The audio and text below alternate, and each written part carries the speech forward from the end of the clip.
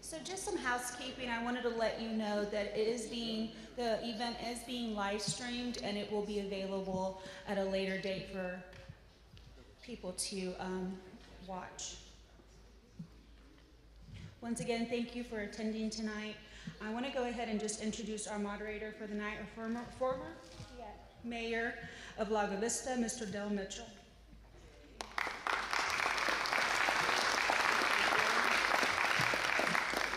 Thank you for coming out this evening for Meet the Candidates Night. Another housekeeping item, if you have your cell phones on, please turn them off or silence them so we won't disrupt the evening.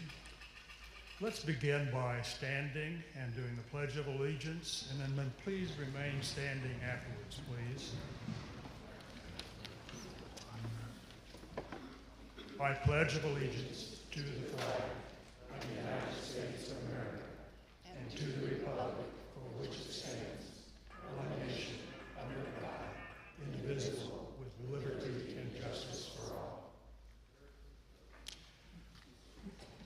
I think that it is important for us to reflect on the sacrifices that our predecessors have made here in the United States of America in order to protect our freedom as we enjoy it today. Those to be thanked are not only our military and our first responders, but our elected officials and civil servants at all levels of government. Would you please join me in a brief moment of silence for that reflection on the blessings that we have.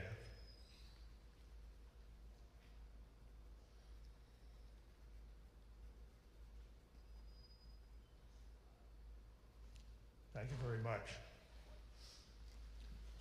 You may be seated.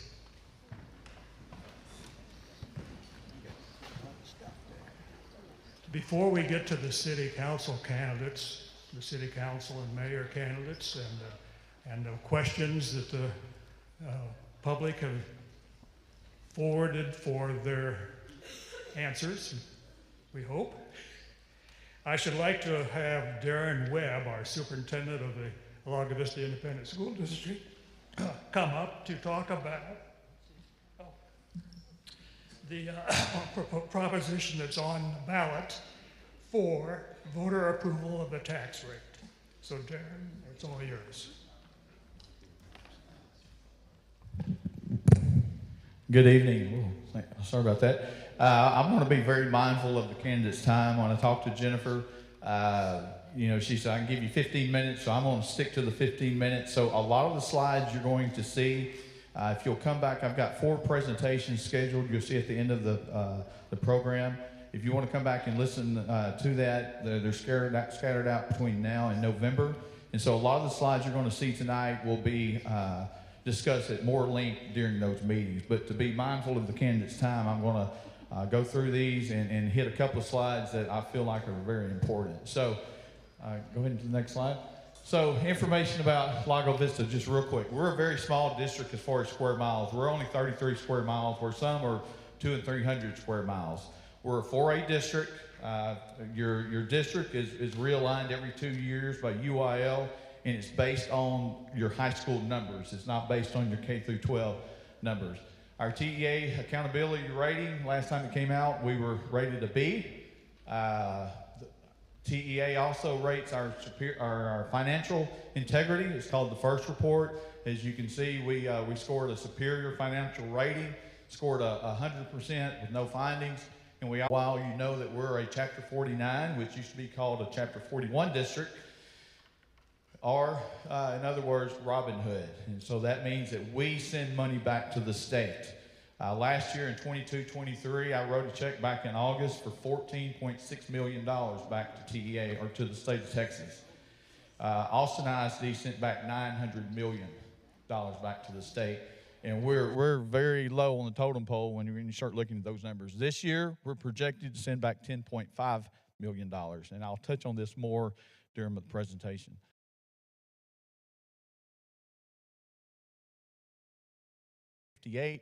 And then 21-22, we got up to 1850, and then we fell a little bit. That's when the values went up here in Lago, the interest rates went up, and so we dropped in enrollment, and you can see now in 23-24, we're back at that 1850 number.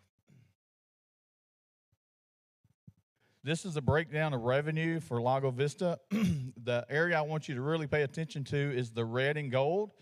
That's the recapture that we're paying back this year. Now, recapture is based on the number of kids and values that we have. If our values go up and our student enrollment goes down, we pay more, okay? So we need for us to continue to grow if our values continue to grow. If you look up at the green area, those are the golden pennies. That's the area that we get to keep, and this is what the Vader election is about, able to keep a certain amount of money here at Lago Vista. Something that a lot of people don't realize that our board offers to the taxpayers at Lago is it was what's called a LOHE. LVISD offers an additional 20% reduction off your appraised value, and it's called the optional homestead exemption, or the LOHE, in addition to the state's $40,000 homestead exemption. So we give you another 20%, and this saves everybody a lot of money, and I'll show that here in just a little bit. So the district reduces your total appraised value by 20% for the LOHE, and then we deduct appraisal district, we don't, deducts another $40,000 for the homestead exemption. So if you have a house that's appraised at $400,000, you times it by 80%, that gets you to $320,000. You subtract the homestead exemption that we voted for a year or two ago. That puts your appraised value now at $280,000. You times that by our adopted tax rate of $1.01. This is what you will pay next year if you have a $400,000 home to Lago Vista. If the school board did not have the LOHE that's at the top, you'd pay $3,600. So not many school districts in the state of Texas offer the LOHE. Some did several years ago, and they've taken it away. The board still values that, and they still want to provide that savings for you. Okay, so on the November ballot, and I've got to get some water. Hold on one second.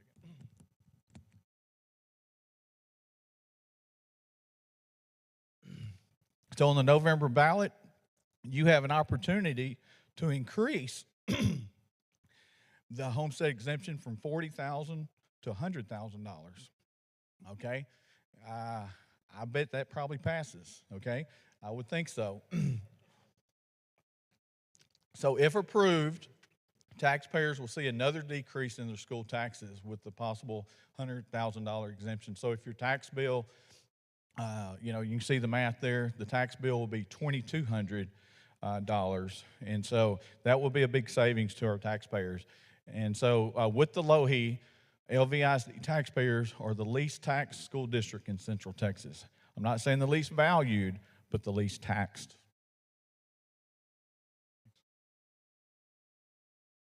Okay, implications of the homestead exemption. So, not going to touch on this very long, but if you look in 21, if you take a house that was valued at $375,000, net appraised $375,000, the local homestead exemption, the LOHE that we provide, knocks off $75,000 off the top. And then the state homestead exemption back in 21 was $25,000. And so your taxable value back then would have been $275,000. 22, we all know the values just skyrocketed at that point. If you take the LOHE, it's an $82,000 savings. And then in 22, the $40,000 exemption was voted in. And so now your value, your taxable value would be $290,000. And you can see what the LOHE, if we didn't have the LOHE, what it would be at that point. And you can see that in 2023 at $673,000 appraised value. Now your value with the LOHE and with the homestead exemption, if it passes, it would be $263,000. And if we didn't have the LOHE here at Lago Vista, your appraised value would be $353,000. So you can see that LOHE is a big savings for the taxpayers of Lago Vista. So here's just some other tax rates in the area. You can see we're kind of right in the middle. Next slide. So what is M&O? So maintenance and operations. There's two funds, there's two buckets that we have that school districts have to operate out of. M&O is daily district operations. It's the teacher salaries, staff salaries. It's the safety costs that is becoming more and more of an issue. Classroom supplies, utilities, and other day-to-day costs to educate students each day. That's what's called M&O. Interest in sinking is called I&S. That's for your construction and renovations. That's for your bonds. The thing about I&S is I&S revenue cannot be used to fund the district's operating costs. So I get a lot of questions about, why can't you use bond money to pay for teacher salaries? Well, that's against the law. We can't do that. So I just want to let you know what the difference is between M&O and I&S. Okay. What is a voter-approved tax ratification election? A voter-approved tax ratification election is an election that is required by state law when a school board adopts an M&O tax rate that is greater than the rate is set by the state. Okay, the compressed rate set by the state for 23-24 is 67 cents. Excuse me, I'm sorry. So this last August 21st, the board adopted a tax rate of 69 cents, which is 2 cents higher than the rate set by the state. So if approved, if the VATR is approved, the total tax rate will be $1.01 compared to last year's tax rate of $1.18. So your tax rate will still go down even with those 2 extra pennies. Okay, on the M&O side. So you still will see a tax decrease with the VATR. So why call for a VATR? Well, if it's passed, if the voters pass it, it will generate right at $800,000 additional dollars for Lago Vista ISD, and all that money will stay with LVISD. It will not be subject to recapture. We will not have to send 35% of that back to the state. We get to keep it all. Go back real quick. The increased revenue will be used for employee compensation, safety and security, and general day-to-day operations. The total tax rate is reduced so the taxpayers get the advantage of the M&O tax rate compression. So remember, your taxes will still go down. How is a bond, or how is a VATR different than a bond? Bond elections funds, it impacts the I&S fund. Funds are used for construction, renovation, furnishing facilities as you build new buildings. Cannot be used for day-to-day operations, and it adds to the district debt. So when we pass a bond, it adds to the debt. That's the I&S, and what bond elections do, it affects the I&S side. But the VATR funds is a positive impact to the district's M&O budget. Okay, that's maintenance and operations, that's the teacher salaries, that's the daily operations, the cost of fuel, whatnot. It can be used on staff pay, day-to-day operations, but it does not add to the district's debt. It does not go into the INS. It does not add to the debt. We will get that amount or more each year. So we will get that extra $800,000 in revenue each year. So that's very important. So cost with an approved VADR, if you look on the left-hand side, you will see the cost of if the VADR does not pass, and this is on a average home of $453,000. You can see what the annual change in the tax bill will be next year. With no VADR, it will cost, or you'll see a decrease of $807 per year in your tax bill. You see the INS rate does not change at all. It's the M&O side that changes. So no VADR, the VADR does not pass, the total decrease will be $807. If the VADR is approved by the voters, then the annual change in the tax bill will be $754 of a decrease. And you go down to the last two columns, the cost of a penny, cost of 2 pennies on the VADR will cost you $52 a year for a $453,000 home. That comes out to be $4 a month. And so if your home is around that area, you can expect to see a $4 difference, okay? But remember, your tax rate is still decreasing. So M&O tax rate, if the VADR passes, in 22-23, the M&O tax rate was set at 86 cents, okay? 86 cents.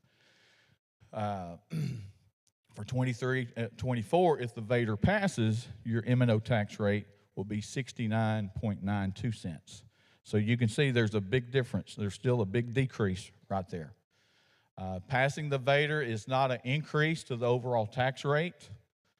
It's less of a decrease in the overall tax rate. So you won't be losing, like on the slide before, it was $800 and something dollars compared to $700 and something dollars, $750 something dollars. So property taxes for homeowners 65 years and older, it has no effect on you.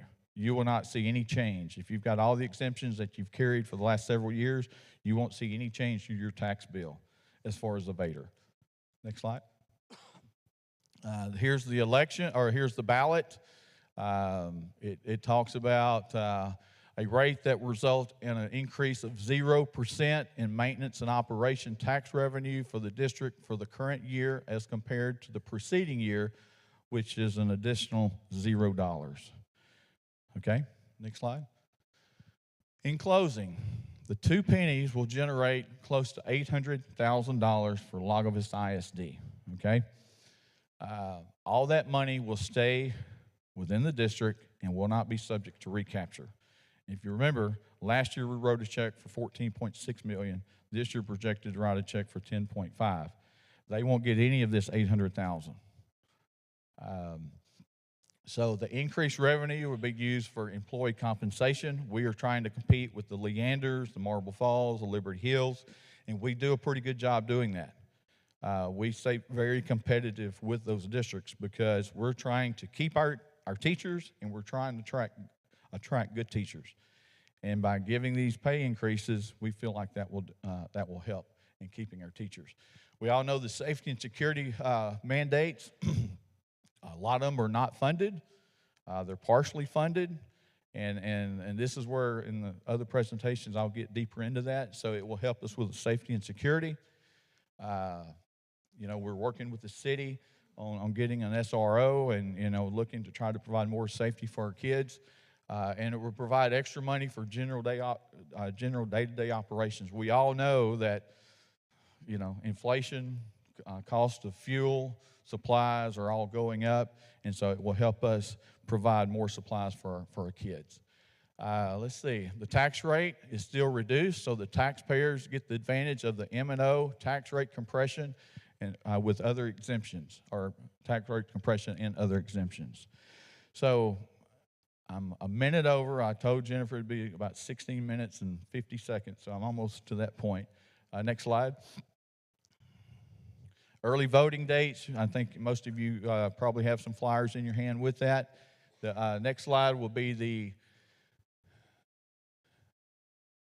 Okay, these are the other meeting dates that I have. They're all here in the pack. They're all at 6:30, and I will get a lot deeper into each slide. Like I say, I want to be mindful of the candidate's time, and so just sum it all up. The Vader, you will see a decrease in your tax rate. Okay, it will be $1.01 compared to the $1.18 that you had last year. It's going to be about a 16.5% decrease in your total tax rate. You saw what the Vader will cost. If you have a $450,000 home, it'll cost you $4 a month. Okay, and that increase will go to teacher pay, staff pay. It will go to safety and security and day-to-day operations. So I just wanted to present that information. I would welcome you to come back to the one of those 4 presentations. Hopefully I can talk a little bit better and not be coughing the whole time. I apologize for that, but I will get a lot deeper and explain these slides in a lot more detail because I did want to be mindful of the time. So there'll be no questions because we want to get to the candidates tonight. So thank you for being here. I hope you gained some information. You have the website there. You can go to our website and get that information as well. So thank y'all.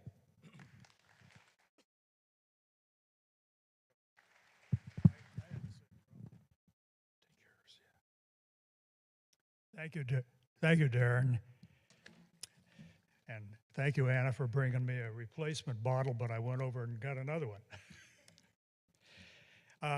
We'd like to thank the North Lake Travis Chamber for really being the behind this. We have up here assisting Imelda Fott, who is the president of the chamber, and we have the vice president, Justin Locks, assisting as well. Then out in the lobby earlier was a chamber board member, Crystal Lassiter. I think she was handing out the brochures for what Darren just talked about. And also we have an ambassador, Claire, who works for Edward Jones, and we can't pronounce her last name, so that's the reason I just say Claire.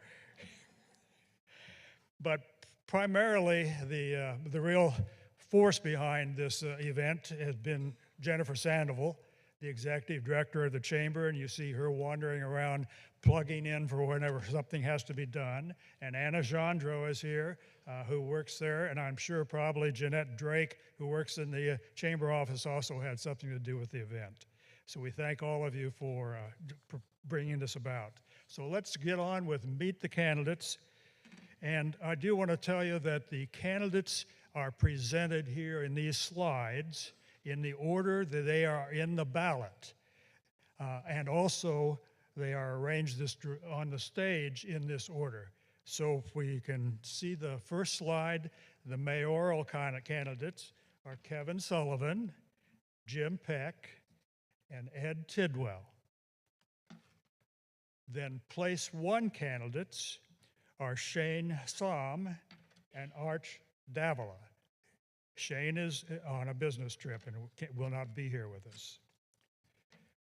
Place 3 candidates are Rob Durbin and Dick Weatherly.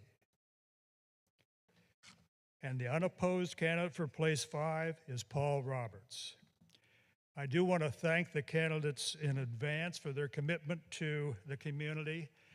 Certainly, they spend more time than you can ever imagine on the concerns of the community, and especially in some of those long city council meetings. Being in a position of local government in any capacity, city, POA, mud boards, things of that nature, are probably the most fulfilling positions that you can have because you see some real results from what you do. And I thank all of these people for stepping up. So let's look at the format for tonight's Lago Vista Candidates evening. Each candidate will be given 3 minutes to introduce himself and explain why he is running for the office of Lago Vista Mayor or positions on the Lago Vista City Council. Candidates will then be asked questions about different subjects and issues. I will state that these questions all were submitted to the chamber, and some of the questions addressed the same issue, and therefore the candidates committee from the chamber combined them into one issue type question. And there were others that were for specific candidates or set of candidates, and we'll identify those as we go forward. And each question will be given to the candidates on a slip of paper. The audience will see each question up here on the screen. And please, questions or interruptions will not be allowed from the audience. And each question will have an allotted amount of time for the candidates to respond. And for the sake of timeliness on this evening's gathering, the candidates, if you have answered the question sufficiently, you may relinquish any remaining time. Thank you. Let's get started here with the introductions by each of the candidates. They will be 3 minutes per candidate.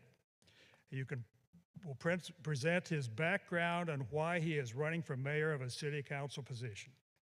And we'll start with Mr. Sullivan and proceed to the next candidate on your left.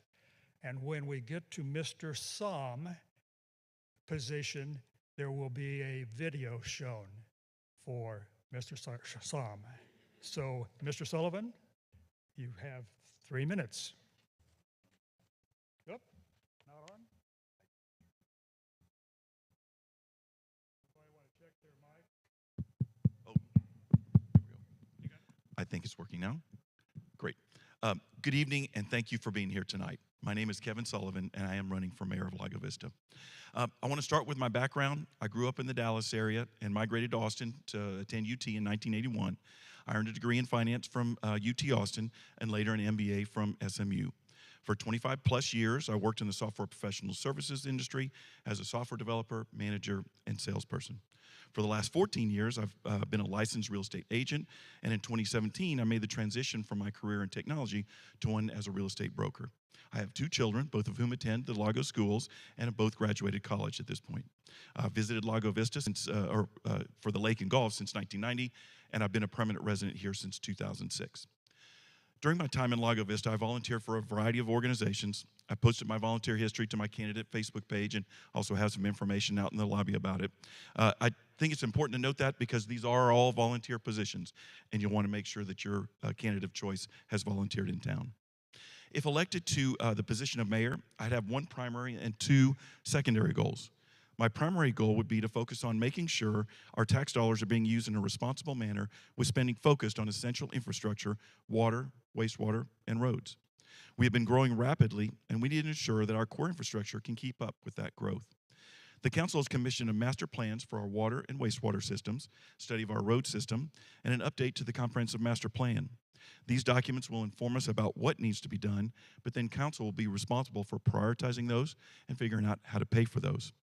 I've been at the forefront of the push to embrace the fact that we cannot keep up with all of our infrastructure needs trying to pay as we go. I've driven discussions about the use of debt, and I'll continue to push for the most intelligent way to complete the critical infrastructure projects. My second goal is to ensure that Lago Vista grows in an intelligent, organized way with the appropriate controls on residential development and incentives for key economic development. If we work through the upcoming comprehensive master plan to push for the vision that we want for Lago Vista, we can control the growth of the city and ensure that our growth does not overwhelm our core utilities and our roads. I push for the review of developments that were approved long ago but have not been left undeveloped. That review was incorporated into the growth management plan that Mr. Roberts was recently pushing for and which was recently passed by council. Will you now be able to review those stale developments that have, and determine if they should retain their zoning and utility entitlements or have them taken away? My final goal is to make sure that the priorities of the city adjust as the demographics of our city change. We're not the same city that we were 10 years ago. With dedicated citizen input on the comprehensive master plan, we can make sure that the city is responsive to the needs and desires of all of our citizens.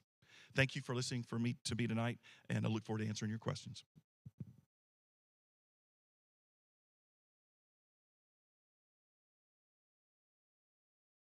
I guess this thing's working.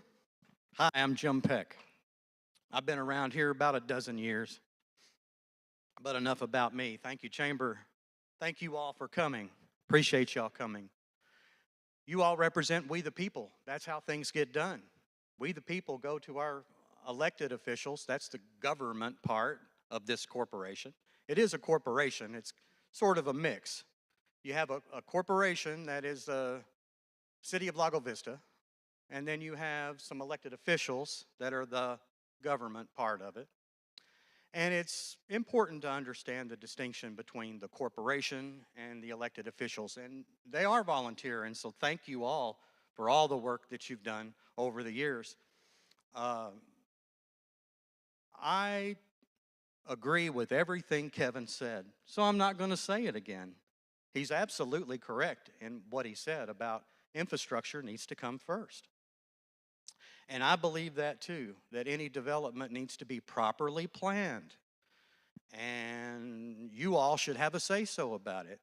And you all should not only just have a say-so about it, but if there's a minority or a group of you that would be harmed, and generally it's financially harmed, your property values, let's say, if you feel like you're being harmed by a piece of legislation, someone needs to pump the brakes. Well, in a city manager council form of government, that's a mob rule legislation. It's incorrect. It doesn't follow the Constitution.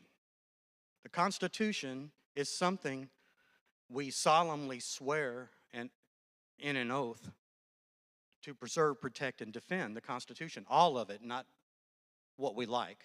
And Article 4, Section 4 is a republic form of government. And in a republic form of government, you have an executive mayor, a legislative council, and a judicial municipal court. You're supposed to have separation of powers per the Constitution. You're supposed to have checks and balances per the Constitution. The mayor is supposed to be an elected chief executive officer, an elected position, not a paid position. That's important. It's very important.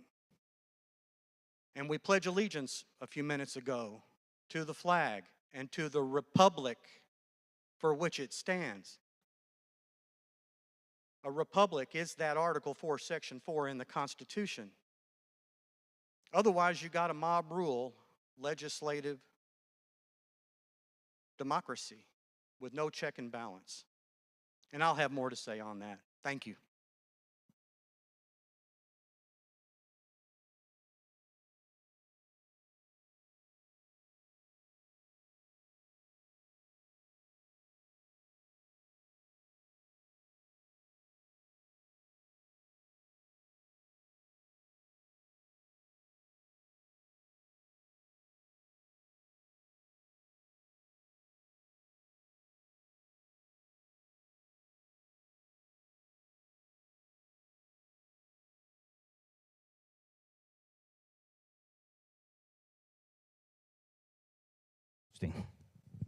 That one coming through. There we go. All right, good evening.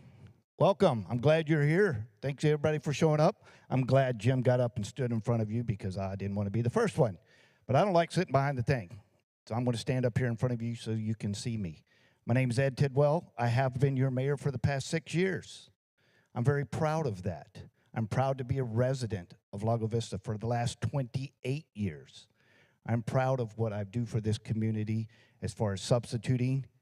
I'm proud to be able to volunteer for this community in different organizations, and I'm very proud to be part of y'all as a citizen of Lago Vista.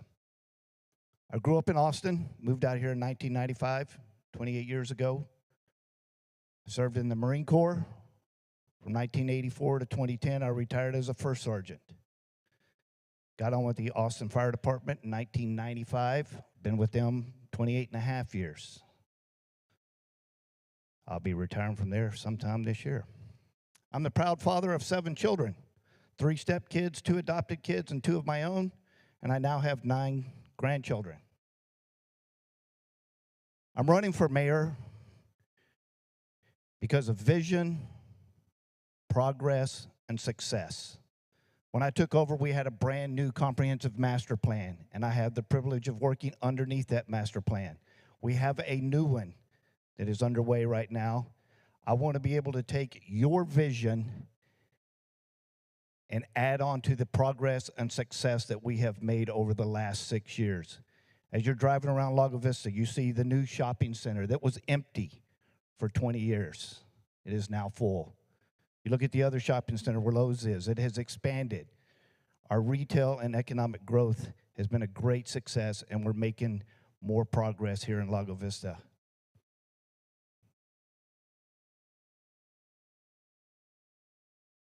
Jim said something earlier about executive position and executive mayor. The mayor's role is different. It is different. You work with the city manager to be the executive branch. And together, the city manager and we take all the visions that's brought from the city council members. There's 6 of them that represent the citizens. They bring the visions to us, and then we execute it. We take all your vision and we put it into action at the executive level, and that's where we make our progress and show our success. And I hope to continue that for the next 2 years. Thank you. Check, check.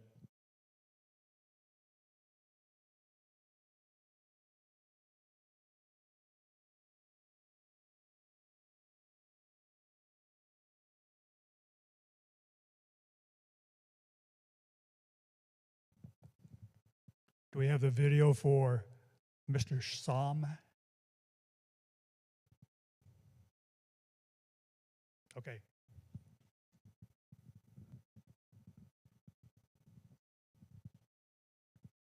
Thank you.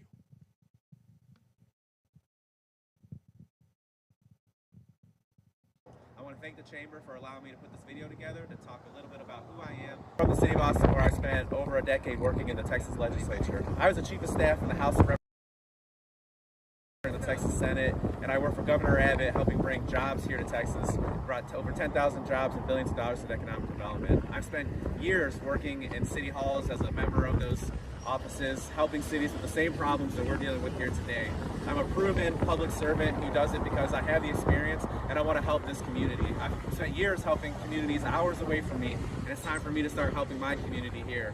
I've spent the last couple of years working on the Lago Vista Economic Development Committee. I'm very proud of the work that we've done and continue to grow businesses. But the number one reason I'm running this year is to continue to expand our water infrastructure. As many of you have told me as I've gone across this campaign and since I did last year's campaign, that they are concerned about our overall capacity of our wastewater and our drinking water. I think it's time that we expand both of those. With my state experience, obviously what I've been advocating to the city is I want to work through the Texas Water Development Board to get our low-cost funding, but more importantly, they provide technical assistance to our current staff to help us put on such a large project like this. This is replicatable in most categories. We talk a lot about road issues here. We're sitting here along 1431. We just had a great town hall meeting where TxDOT came and the county came to talk about how we can improve that safety. It's been one of the top issues that people tell me about as well. That's something where, again, with my experience, I know that we can work with TxDOT, we can work with the county, we can continue to advocate to make this road even more safe.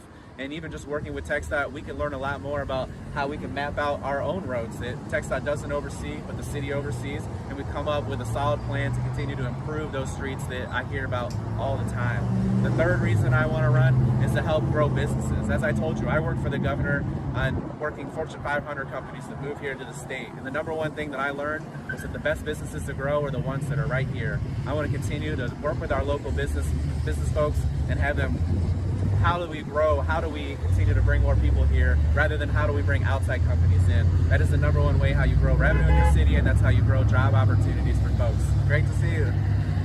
So again, apologize I couldn't be there tonight, but When I do meet you out there, I hand out my cell phone number, I give out my personal email address. I want to be very accessible to you.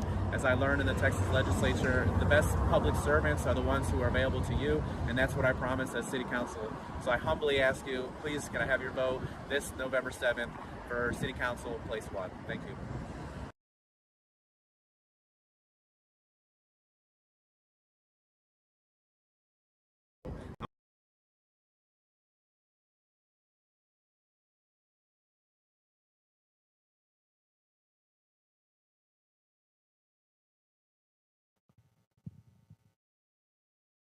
No sound here either. Oh, it is? Okay, thank you. Well, I wish this was a debate, a head-to-head debate, because I would surely win this one, because my opponent's not here. Well, hello, my name's Arch Davila. I'm happy to be here this evening. I'd like to thank the facilitators of this event, the Chamber of Commerce, as well as LBISD.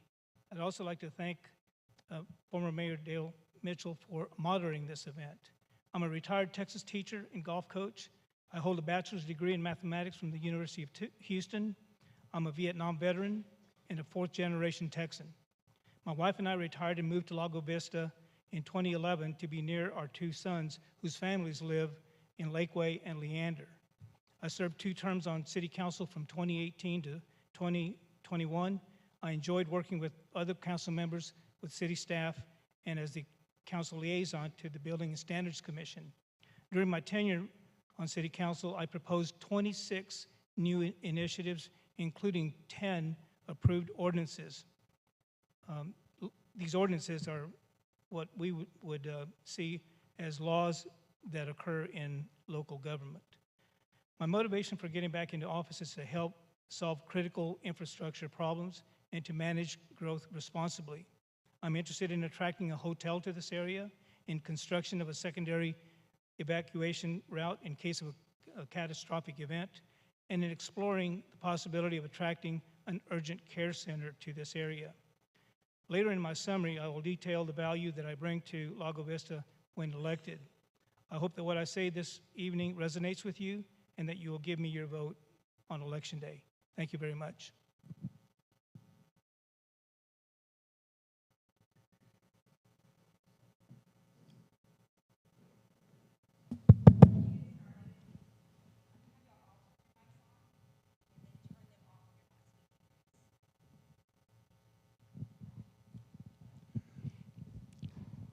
Hello, my name is Rob Durbin.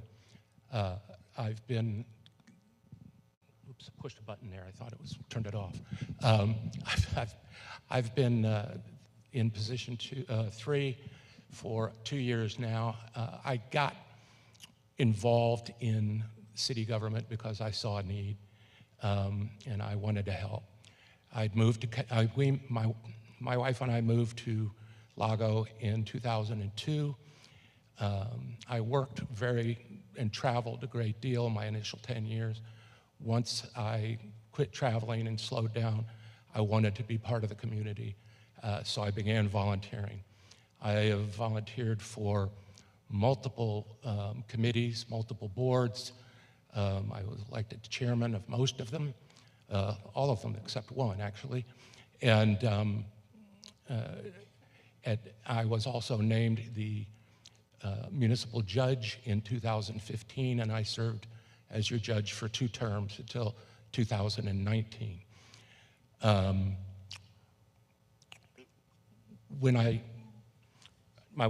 married. My wife is Judy. She is, we've been married for 35 years. We have no kids. We have dogs, which are pretty close. I'm a firm believer in the fact that the best government is the government that is closest to you. The government closest to you should be the one that makes most of the ordinances that actually affect you, because people in Austin and people in Washington, D.C.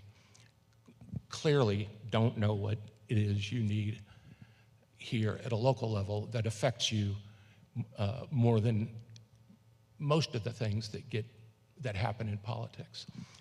But to that end, we have worked hard this last 2 years. I've enjoyed working with my fellow counselors and the mayor, and we have set in motion the ability to obtain the money to rebuild the infrastructure, primarily the water first. And we also have addressed a need that I noticed when I was judge and railed about for ages, but we finally got it done this year, and that was the police department was operating with equipment that was unsafe for officers. We're replacing that equipment this year, and our officers will have more protection. They will have a safer environment in which to work, and that is something I'm quite proud of. Thank you very much. I look forward to serving you another 2 years.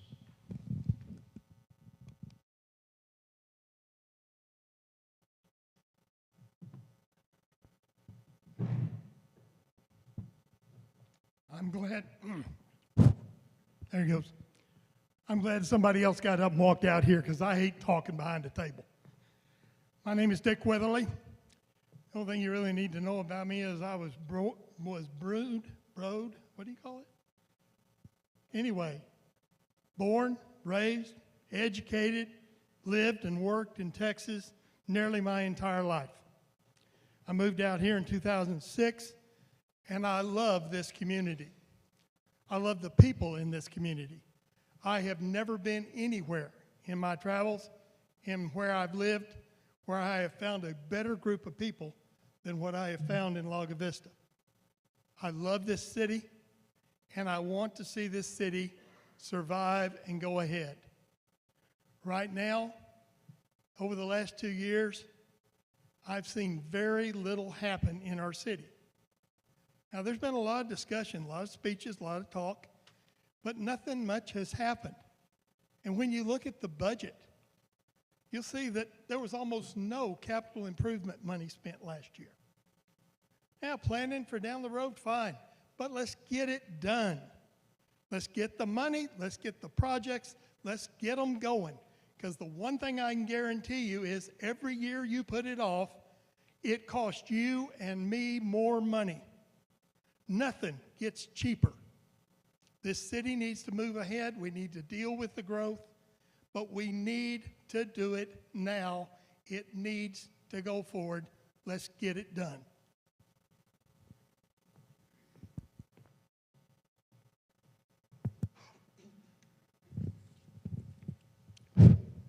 Good evening, everybody. Thank you for being here. I'm glad you're interested in what we all have to say. Your being here evidences a clear, vested desire in the better interests of Lago Vista. A little bit about me. My name is Paul Roberts. I'm a proud fourth-generation Texan. I was born and raised in San Antonio. I made my way to Austin in 1998 when I accepted a sales job at Dell. Thereafter, I went to work at a company called Velocity Electronics, where I learned my trade of brokering electronic components. In 2005, I decided to begin working for my own dreams instead of someone else's. I started a company called Solid Technology Solutions. The president and CEO. We are a successful global distributor of board-level electronic components, ranked number 23 in the world based on last year's revenue. My wife and I also own Veneto del Lago, a small vineyard here in Lago Vista that I began 2 years ago, which will produce about 3,000 bottles of wine in 2026. My wife and I have 3 young children, ages 14, 13, and 11. We moved to Lago Vista in 2016 from Round Rock. It was important to Deanna and I to raise our children in a smaller town because we think it's more conducive to better child rearing. I've always embraced the idea that you must speak up and get involved to affect change. To that end, for the past several years, I've been involved in local government. As a citizen, I was a regular at city council, committee, and commission meetings beginning in 2019. In late 2020, I was chosen to fill a temporary vacancy on the city council. I also served on numerous committees to highlight I served as chairman of the Economic Development Advisory Committee. I was a member of the 2021 Charter Review Committee.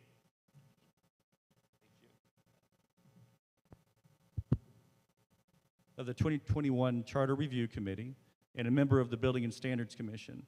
In 2021, I was honored to be elected to serve as your city councilman, place 5. My other civic activities include being a member of the Knights of Columbus, the Lions Club, and Art in Public Spaces. But my favorite role is dad to 3 school-age children. I am passionate about keeping Lago Vista safe.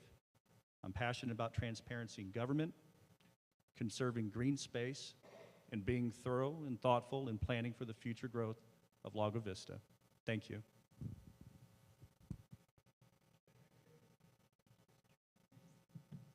Candidate, for your interest. Now we're going to go to the first set of questions, which is related to safety. I'm up through them. We are at high risk of fires, have only one way in and out or jumping into the lake, and no sirens or advertised survival plans. How do you propose to keep citizens safe in the event of a natural disaster? Please describe how you would improve the fire safety in our community. What are your solutions for improved safety on FM 1431? And what are your solutions for only one way in and out of our community? And there'll be 3 minutes per candidate, and I hope your mic's working, Paul, Mr. Roberts, because we're going to start at your end and work to your right. Thank you, Mayor. How do you propose to keep citizens safe in the event of a natural disaster? That's a great question. I don't know that government can keep citizens safe. I can tell you that ESD1 is charged with handling a natural disaster and providing for getting citizens out of Lago Vista safely.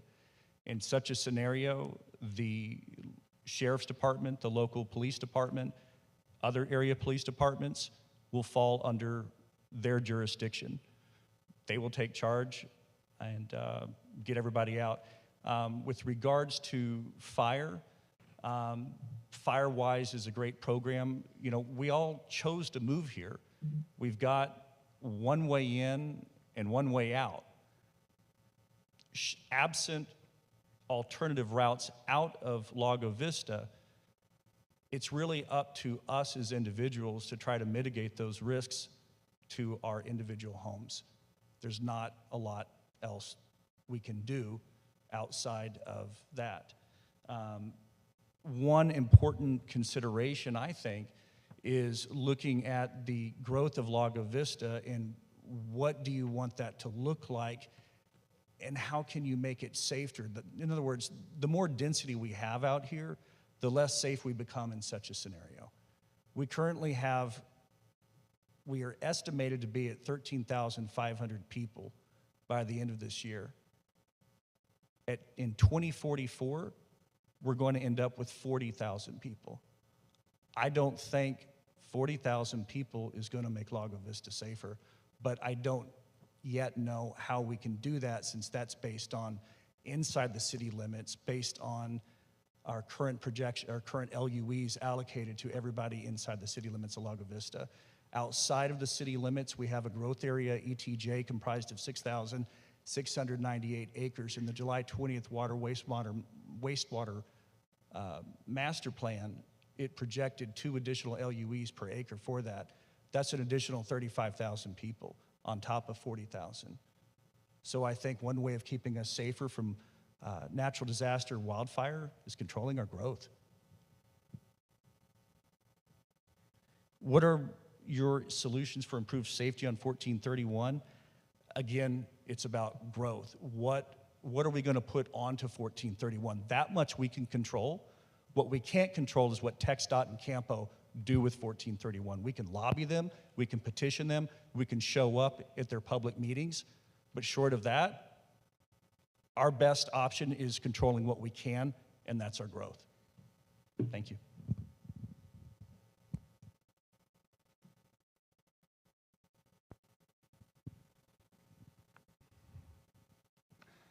All right. One of the things that has been developing over the last few years has been a better disaster plan for our community.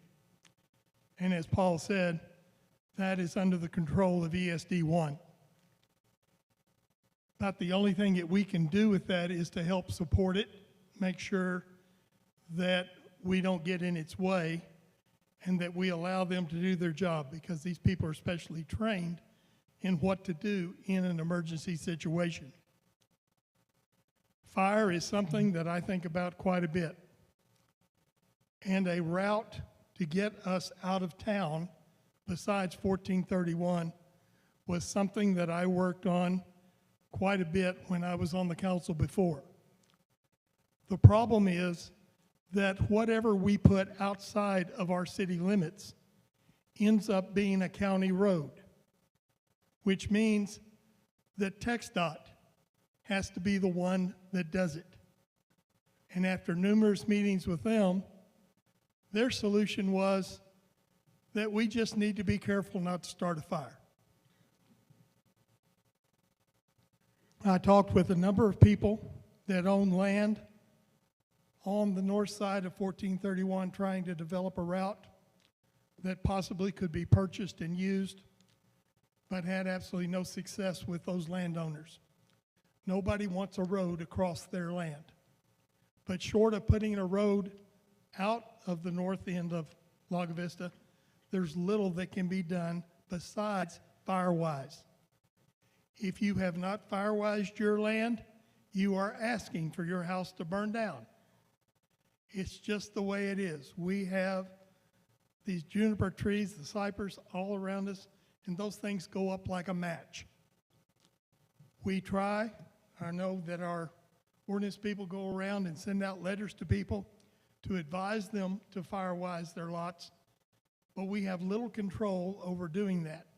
So your best solution is to protect your own property. Safety on 1431, again, is under the control of TxDOT. There is little that we can do to control that. If you went to the meeting that they had the other night that Shane was talking about, they were talking about things 20 years down the road to do things. TxDOT is not looking at anything that's going to significantly improve the safety on 1431 in the near future. All we can do is push. And I've already discussed a solution for a way in and out.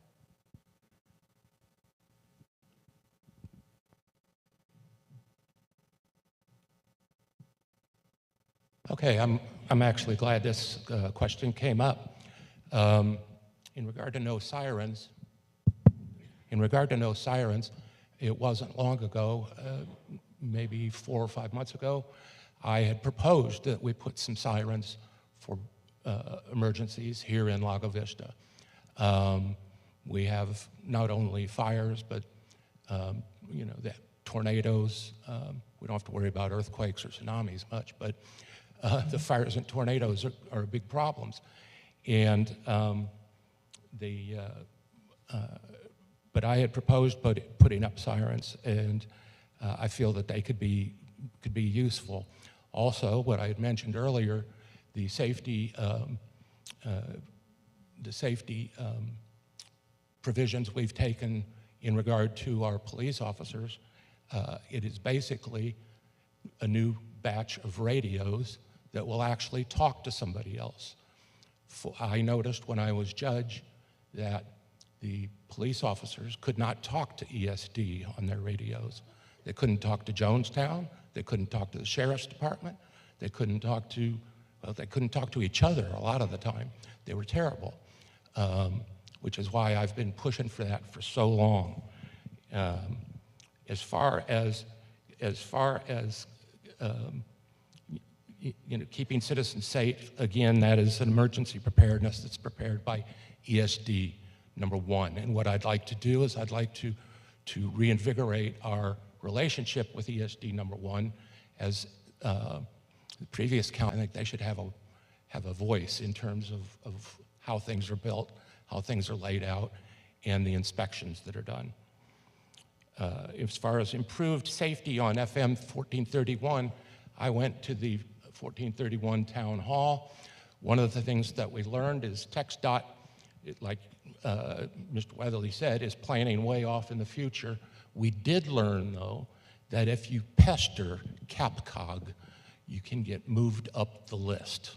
So not us, not just us, but everybody in town needs to pester CapCog, and I hope to have a email for you as soon as possible to do just that.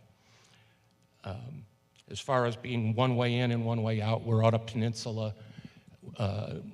We're not going to be able to build a bridge. We'd love for somebody to build a bridge. We'd also love for an escape route out the north side of town. But again, that is going to have to come through a roadway, which is going to be a county road. So that's got to come through a county or the state. But this is a big question. Thank you.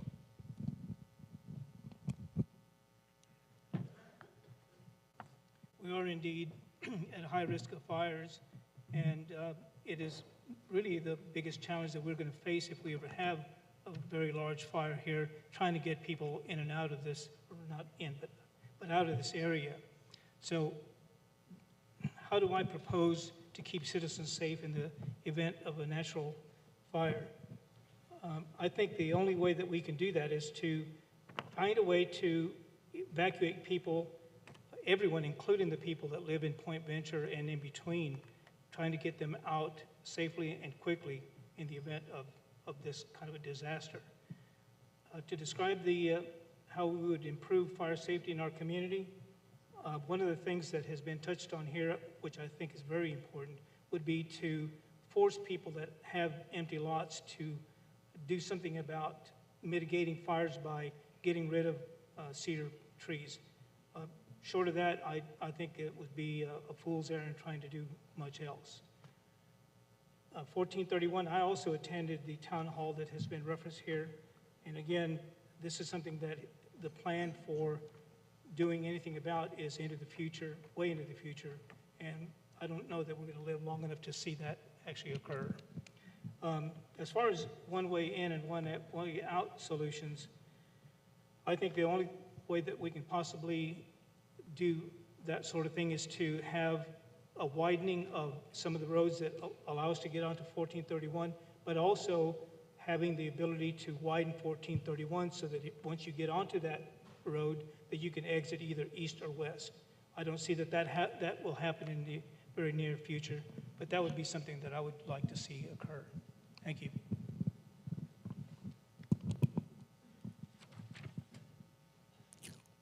Hello? All right, it worked the first time. All right, I got to stand up again. I can't sit back there. So just so y'all know, no sirens. I've worked with 2 city managers. We've talked to several companies about sirens. Our line of sight, because of our hill country, does not make it financially feasible. They said they'd be happy to take our buddy, but they could never really make a siren system work in the hill country out here. Survival plans, there's a basic plan with 26 annexes. The ESD has that. It is not advertised because, as we have seen on 9/11 and over this past weekend, terrorists will take advantage if they know your plans. So I'm sorry, but your plans will not be advertised. So keeping citizens safe. Following the freeze in 2021, myself and some citizens, and Councilor Marion was even part of it, we started a group to try and look at our emergency plans. Out of that group, Adam Lewis, Susan Galvan, Robin Pond, and some others have gotten with ESD1. It is part of the ESD1 contract that they signed with us. They are starting a CERT team. Training starts this month, next week actually, I believe. It's a community emergency response team. They will train citizens, and if you're interested, please sign up, to help during natural disasters. Whether we have a flood or tornado or a fire, we will have the ESD, we will have the police department, and we will have citizens there to assist, along with other organizations like Red Cross and groups like that. Fire safety. You've heard FireWise. You know, when it comes to your individual home, you're going to have to take care of your individual home yourself. As far as the community, ESD1 and the city planner and the police department, we work together to try and make sure your fire safety is as high as possible and fire danger is low. So 1431. Okay, let me talk bottom one real quick. One way in, one way out. We actually do have some other ways to get out of this city available to us. However, they are currently in other subdivisions that we are not working with. We've refused to talk to them. But they have access off to the east that could get us out through the hollows.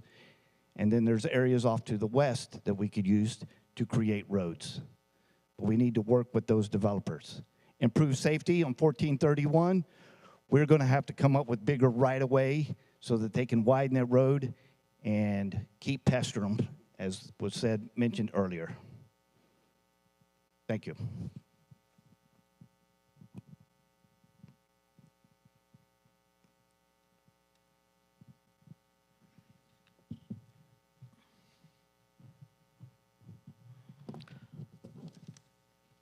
In a natural disaster,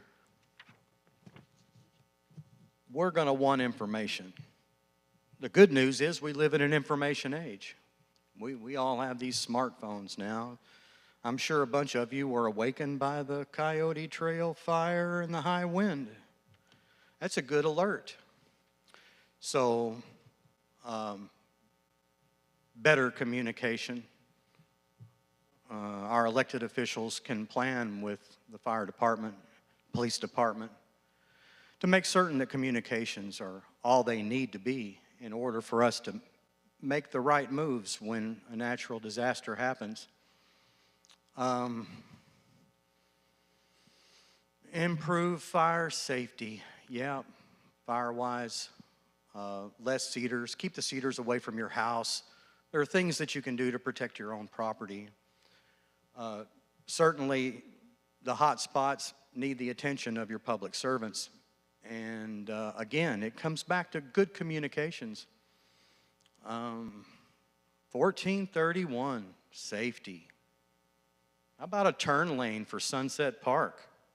That would have been a good idea before the park got built. It'd be a good idea anyway. We need a turn lane there.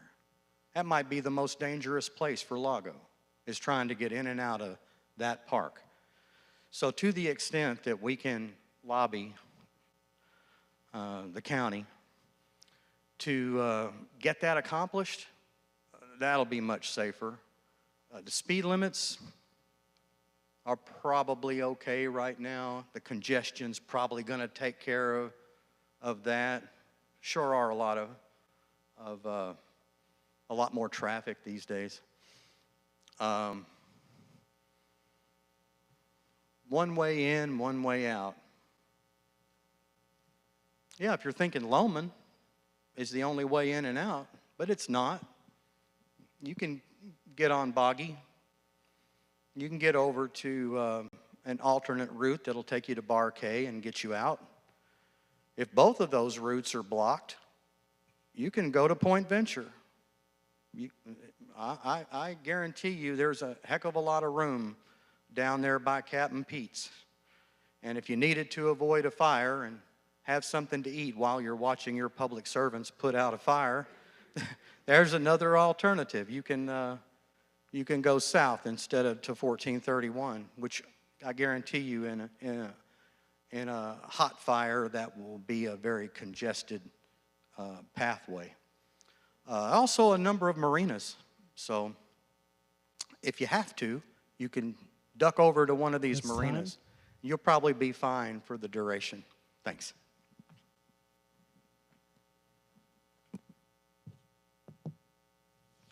Hello. There we go. Just a comment on Jim.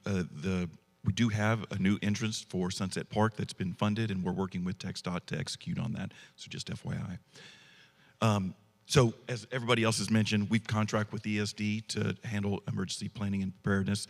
I think the key there is just to make sure that not only is our communication with them at the highest level in the case of emergency, but then our communication with our citizens to make sure that whatever plans they are putting forward get communicated out to everybody is super important.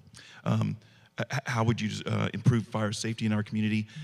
When Josh Ray was here as manager, we actually had a program where we sent out letters to folks with vacant lots to fireways their lots. It's a part of our ordinances. And we actually got a pretty decent response, to be honest with you. We really need to kick that program back up. When we had it in place before, we focused on empty lots that were next to existing homes so that we could try and protect them. But we really need to do it throughout our community.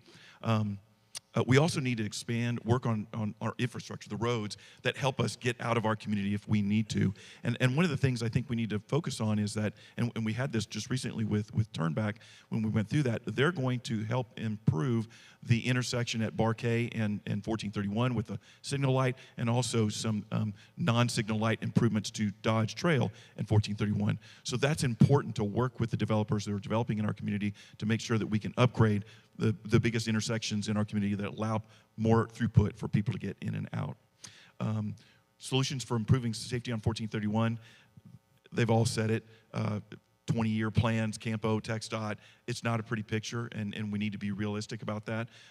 But I think, as has been mentioned, the squeaky wheel gets the grease, and the more that we can actually talk with folks and pressure them, and that includes y'all getting involved and going to meetings and having your voices heard, that helps us get where we need to be with regard to upgrading 1431. And then finally, on the solutions for only one way in and out, at one point I could swear I went to a Campo meeting and they talked about another road that would be up there on Airport Hill that would head towards Nameless, and it would be an alternative road that would get us out of here other than just 1431. And that's just something that we need to actively work with Campo on to see if we can't, and the county for that matter, our county commissioners. When we had this meeting a week or two ago on 1431, the TxDOT individual said that Williamson County does a much better job than Travis County with funding road improvements. Williamson County is doing an $800 million bond package. We're doing a $500 million and not all of its roads. So we just need to really work on our county officials to make it a better situation with regard to that. Thank you. Thank you, gentlemen, for that first set of questions on safety and fire safety. Our second set of questions are infrastructure. And this will be 2 minutes per candidate. Each candidate has the same set of questions in front of them. What is your plan to ensure our infrastructure is ahead of population growth? With thousands of undeveloped residential lots within the original Lago Vista city limits, what improvements or changes would you make to the city's planning process to address the wide-ranging concerns of water supply, poor road conditions, and lack of emergency escape routes? Where are our tax dollars going? The roads and infrastructure are lacking preventive maintenance, like the water intakes. Do you have a plan to improve the infrastructure without raising taxes? So this is 2 minutes per candidate, and we'll start with Mr. Peck and go to his left. And obviously, when Mr. Roberts finished, it'll come back to Mr. Sullivan.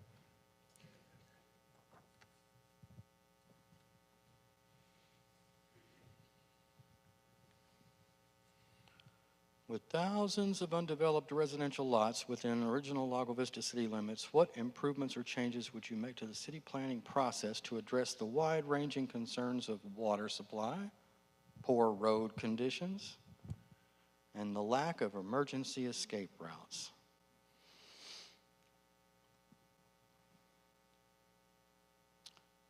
It's up to you. It's we the people. It's what you tell your elected officials that you want to have happen. It's not up to a mayor. A mayor doesn't drive legislation. A mayor's not supposed to be a vote on the city council. A mayor's a veto in case the council gets involved in an overreach.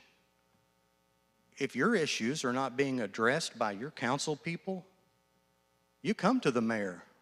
The mayor is the voice of the minority, not just the veto to pump the brakes on a council overreach, But the mayor gets to put an agenda item in when seemingly a minority is not being listened to by the council member.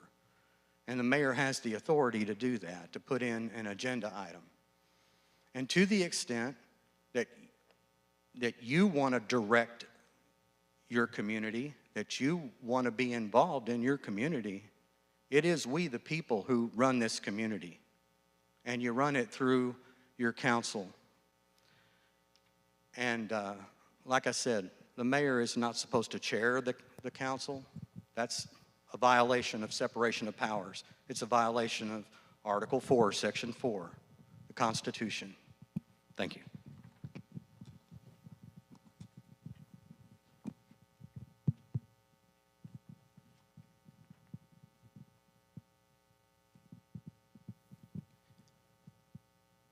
All right.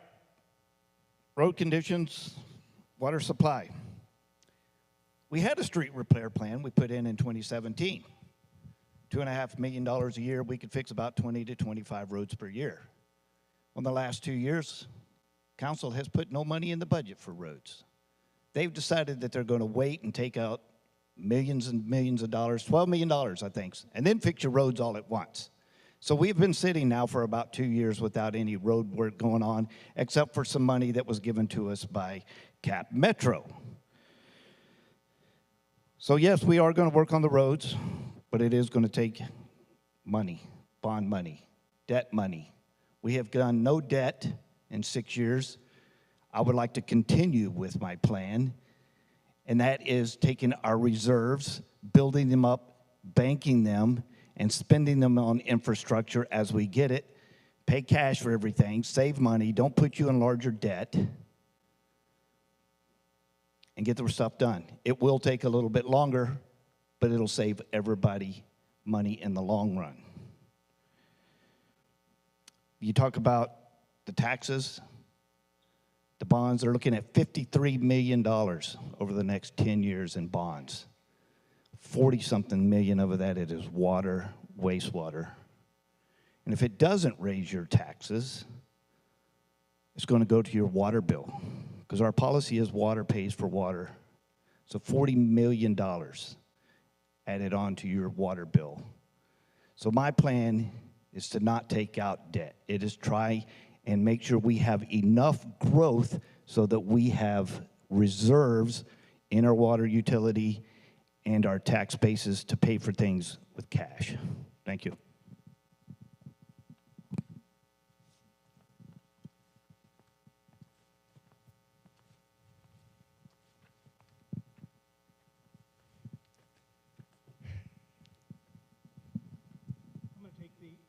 I'm going to take these questions kind of in reverse order. The first one is, how do you plan, or do you have a plan to improve the infrastructure without raising taxes?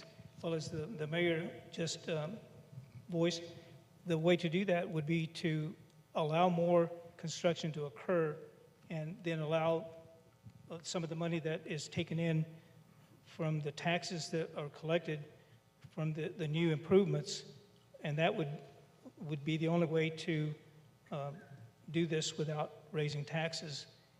Unfortunately, I don't know that it would eliminate the raising of taxes, but may make them minor as opposed to really major increases. Where are our tax dollars going? The roads and infrastructure are lacking preventive maintenance like the water intakes. I believe that the way that the roads will improve as well as our water system is going to come through floating bonds. I think that's already in the works as far as the plan is concerned. With thousands of undeveloped residential lots within the original Lago Vista city limits, what improvements, changes would you make to the city's planning process to address the wide-ranging concerns of water supply, poor conditions, and lack of emergency escape routes? Again, here, I believe the only way to address this is to put together some people that will be able to study and update our comprehensive master plan, because that plan takes all of those things into consideration and even more. Thank you.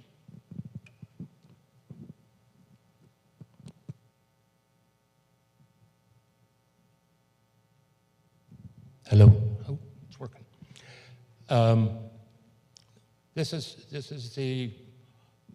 These are the $64 questions here. How do we get these things done? We are going to have to float bonds to increase the water supply. We got some new numbers today, but they didn't change much from last year. I believe we're at about 74% capacity, 73% capacity. The state's going to make us increase our water supply, at least start planning for it. And then at some point, as Lago grows, should it continue to grow at the rate it's been growing, we will need to do that. We'll have to put it into effect. And the crux of the problem is we are going to have to float bonds, but my question is why didn't we float bonds 3 years ago, 2 years ago, when the renting of money back then was virtually zero? Now we're going to have to pay a much higher rate to do it and get it done. And if we don't float bonds to make these increases, and we do it via the plan mentioned where we just take it, we just charge more for water and then build it, the residents of Lago Vista are effectively building the structure for the future residents of Lago Vista, and they don't pay anything. So it's floating bonds can be very smart if done properly. And at this point, we are in a situation where we have to increase those capacities, and we have to float bonds with an unfavorable rate. That's due to the failures of the Congress. Thank you.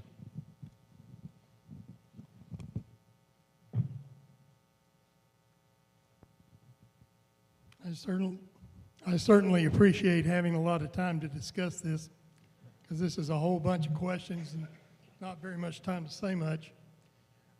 There is absolutely no question that we have got to expand our water capacity. We have got to fix our sewer and effluent system. I don't know how many of y'all are aware of it. One of our holding tanks right now for our effluent is broken. The liner in it has ruptured, and we have effluent water going into the lake, which goes into our drinking water. There's been lots of talk about reusing effluent water as drinking water. Well, you're getting it right now. But we have got to do something to get those fixed. I was the one that came up with the 5-year plan to fix our roads. Unfortunately, you can't plan for things like ice storms, building things that expand and change what you have to do on the roads. But a plan that's reasonable to continue that, I think, is very possible and is affordable. There is, however, too much to be done to not float a bond and come up with some money. Because, as it has happened with this, everything costs more when you kick it down the road. What was $250,000 last year is $275,000 this year. It'll be $300,000 next year. So what we need to do is get these things started, get them underway, and get them built before they cost us more. Where the tax dollars going? Into everything that we're having to fix. The effluent system on the golf course, the intakes on the water system. That's time. It consumes a lot.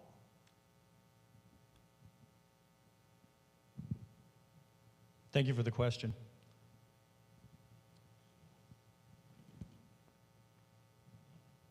The second bullet point, where are our tax dollars going? The roads and infrastructure are lacking preventative maintenance like water intakes.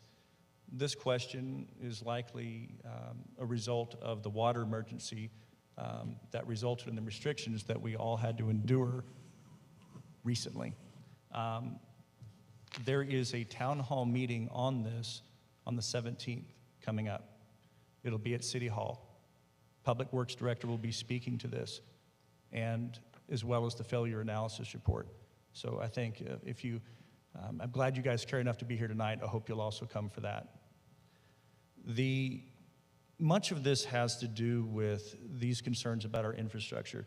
You've got water infrastructure, wastewater infrastructure, roads.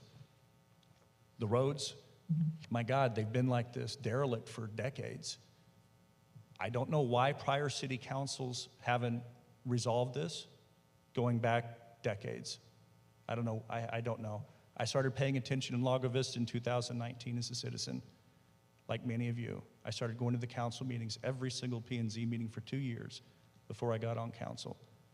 And I don't recall, frankly, a lot of discussion about it. When I was a citizen activist and I stood behind that podium in non-agenda comments, I said on multiple occasions, interest rates, the Fed is keeping interest rates artificially low. Please get some bonds to the market ASAP. It didn't happen. Now we're dealing with it. We have 142 miles of roads in Lago Vista. We have a $12 million bond package. The hope is, or the expectation is to get the roads fixed within 3 years. And we have an ex-TxDOT employee who's going to do that. Mr. Durbin pointed out that we're at 74% of capacity. In fact, and this should make everyone's jaw drop. That's time. Wastewater is expected to be at 108% of capacity in 2026. Hello. Oh, so I'm with Dick. We easily could have talked about this for 5 or 10 minutes each. The council's commission, wastewater master plans, same thing for the roads. That's going to tell us what we need to accomplish. But we already know that these plans or these projects are going to be in the range of tens of millions of dollars. I'm not like Mayor Tidwell. There is no way we can pay for that pay-as-you-go with ad valorem taxes. We are going to have to float bonds. It's a fact of life. If we want to get these done, we have to do it that way. As Mr. Roberts just pointed out, we've got $12 million that we've carved off that we're going to redo the roads, most of the roads in Lago Vista, in 3 years. We want to take care of the problem. We're finally going to do it. With regard to where our tax dollars are going, I specifically asked our Public Works Director, who, by the way, is relatively new and didn't have any input on the budget he was living with when we just recently had our problems. I asked him, do you have enough money in your budget to make sure you're doing all of the maintenance that we need to keep our city up and running?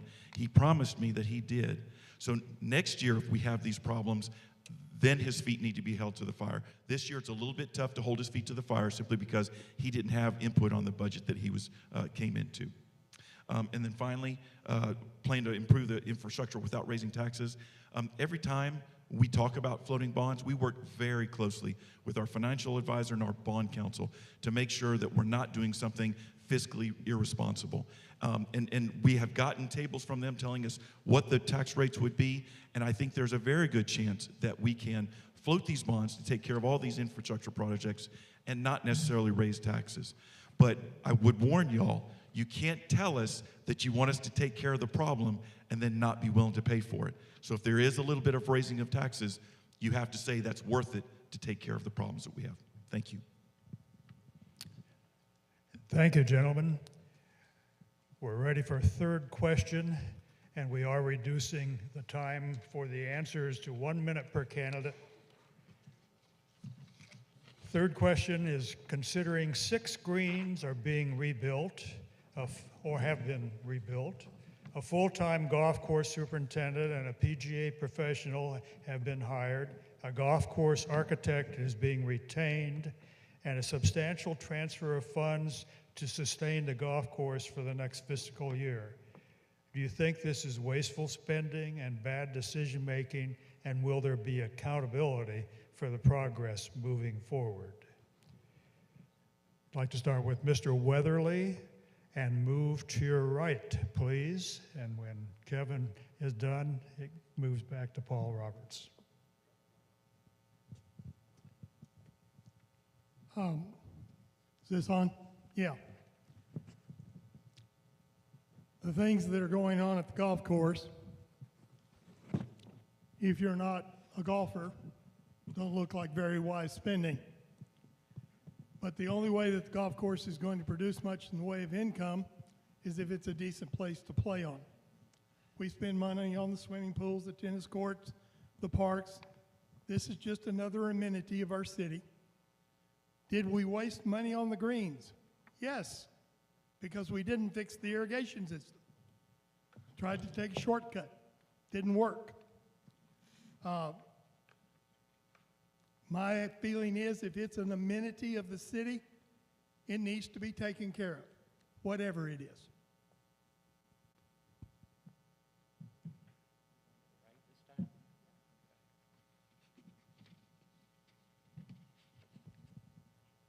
This is a long, ever since I've been here, there's been issues with the golf course. There's been, the city has hemorrhaged between, $500,000 and $1 million just to cover the operating expenses, not improvements, not anything else. What this council has decided to do is to put it in your hands rather than to fix it, rather than to spend money and then ask for forgiveness later. Basically, there has been a architect hired to come up with several options and plans. An option and plan has been decided on, and you will get to vote on it in a form of a bond package to see whether it actually goes forward or not. So putting you in control of the money as far as the golf course is concerned. Some of the information here is a little dated. The 6 greens that were talked about here as having been rebuilt happened some time back. Was there a waste of money there? Absolutely. I don't believe that there was enough investigation going into the surface below the grass. And so doing and redoing some of those greens, which did happen, there were 3 of them that were redone a second time, and all of them have basically failed. Really, I believe that the only way that we're going to come out of this particular route of wasteful spending is to go ahead and bond the improvements that are going to be required to bring this golf course back to fruition. There has been a new professional that's been hired recently, and he's doing everything that he can to make it so that it pays for itself. Thank you. All right, I'm going to echo what Rob Durbin said. It's up to y'all. The future of the golf course is going to be up to y'all. Lago Vista was designed to be a lakefront resort community. The first banner in Marble Falls said, recreational living at its best. You can see it hanging on the wall in Vistago printing. We now have a slogan that says, live like you're on vacation. Lago was designed to be a recreational lake golf community. Was there bad decisions made? Hindsight says yes. At the time, the intelligence, the subject matter experts told us this was a good thing. But it didn't work. Now we know that was a bad decision, and yes, we wasted money. I hope to see that the golf course continues in our future. It is a big part of Lago Vista and always has been and always should be, but it is going to be up to y'all whether we continue with the golf course or not.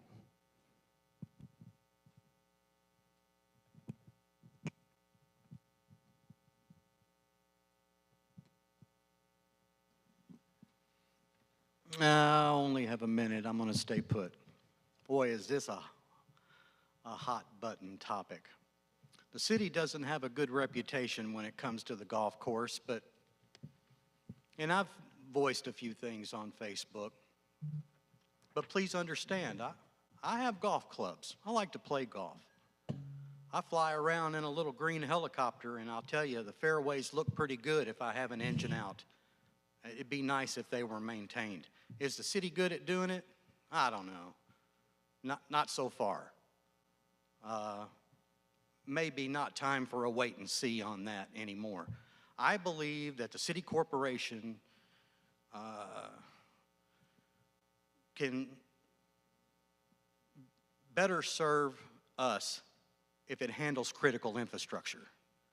And maybe I'd like to talk to the POA board and see if they could run the golf course a little better. Thank you.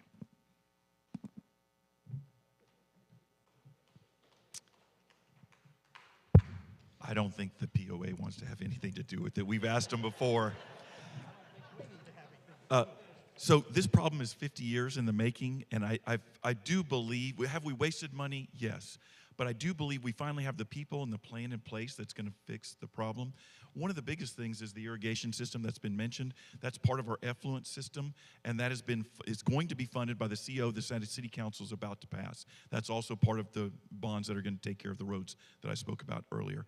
So I do believe we are on a way to fixing that problem. And I just, as part of context, I would say, remember, we try to fund all of our amenities out here in Lago Vista. Next year, the library is going to get $346,000. Parks and Recs is going to get $1.1 million. So the bottom line is we don't want anyone to not have the amenities that they want out here, and the golf course is just one of the many that we try to fund. Thank you.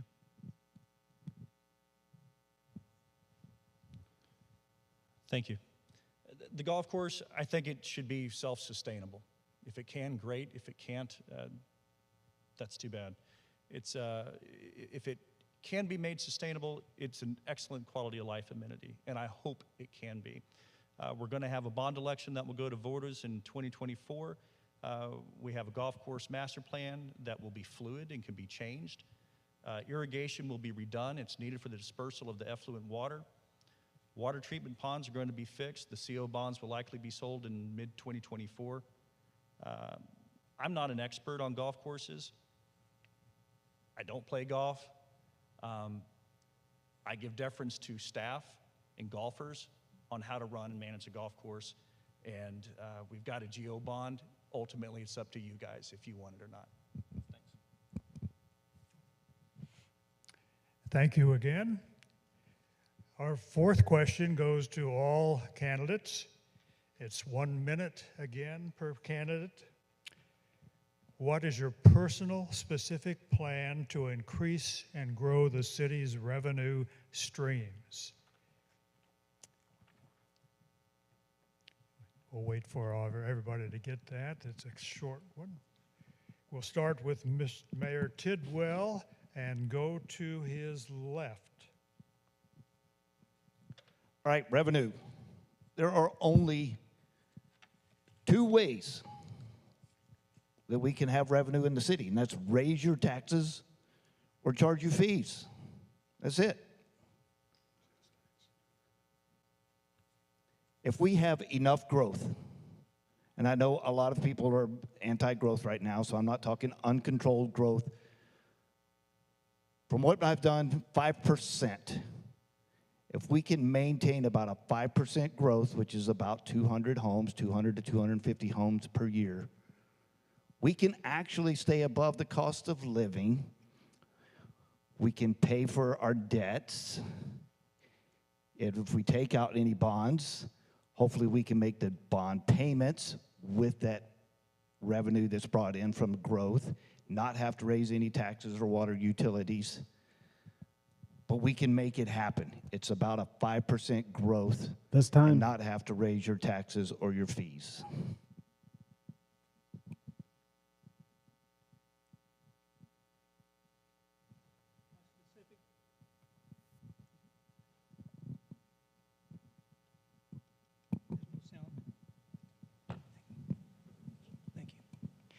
My specific personal plan to increase and grow the city's revenue streams would involve having to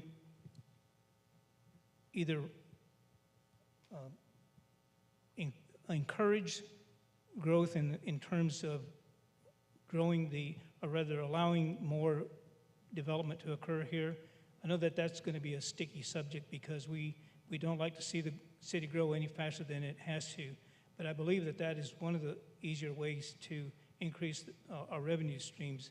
That is to allow some of the old PDDs that are just lying dormant to make it easier for them to go ahead and build some of the smaller community, some of these smaller community increases in population would be something that we'd have to just eat. Thank you.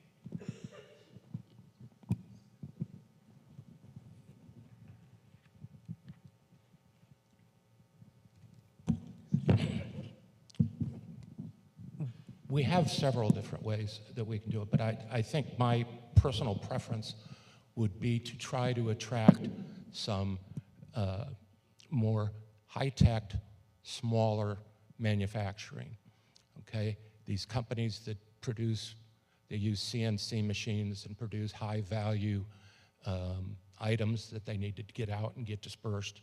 And with the high-value inventory, we have a wonderful resource and a wonderful amenity that could also be a revenue resource, and that's the area up by the airport. There's room up there for some of these small manufacturing, computerized manufacturing, high-tech stuff, and there's the airport and airplanes to get them out and get them to market quickly, which they need to do before they become obsolete.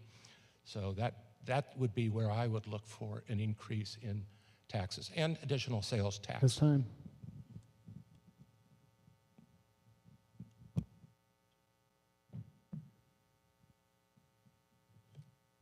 My personal plan would be to continue what we're doing now with our economic development. Mr. Zeno has been doing a wonderful job of getting people in, looking at the possibility of bringing businesses in here.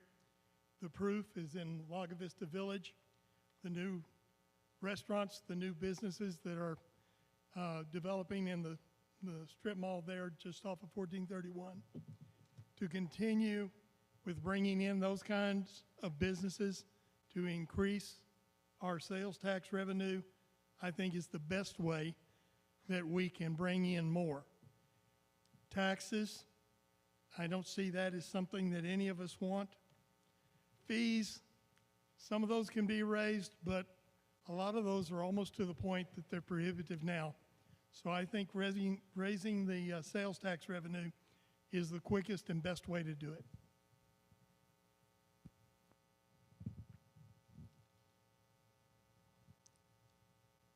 Thank you.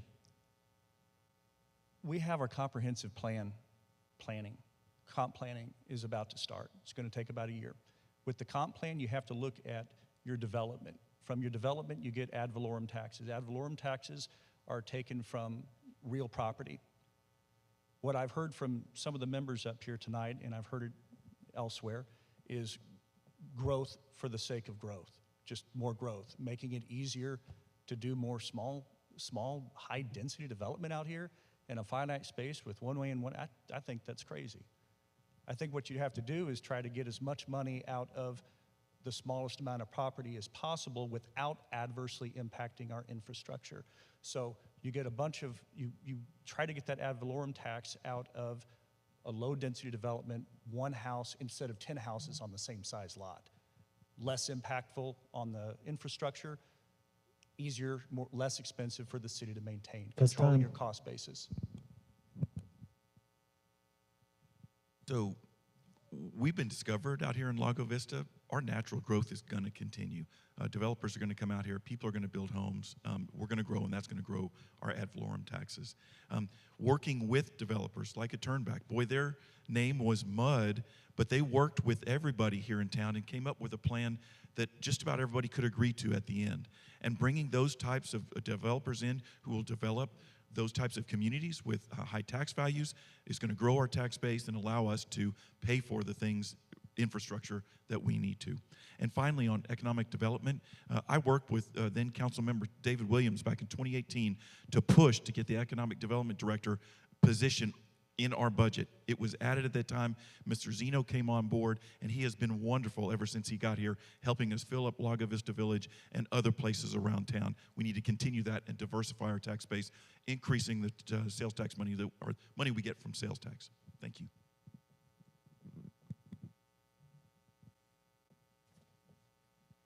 It says personal specific plan to increase and grow.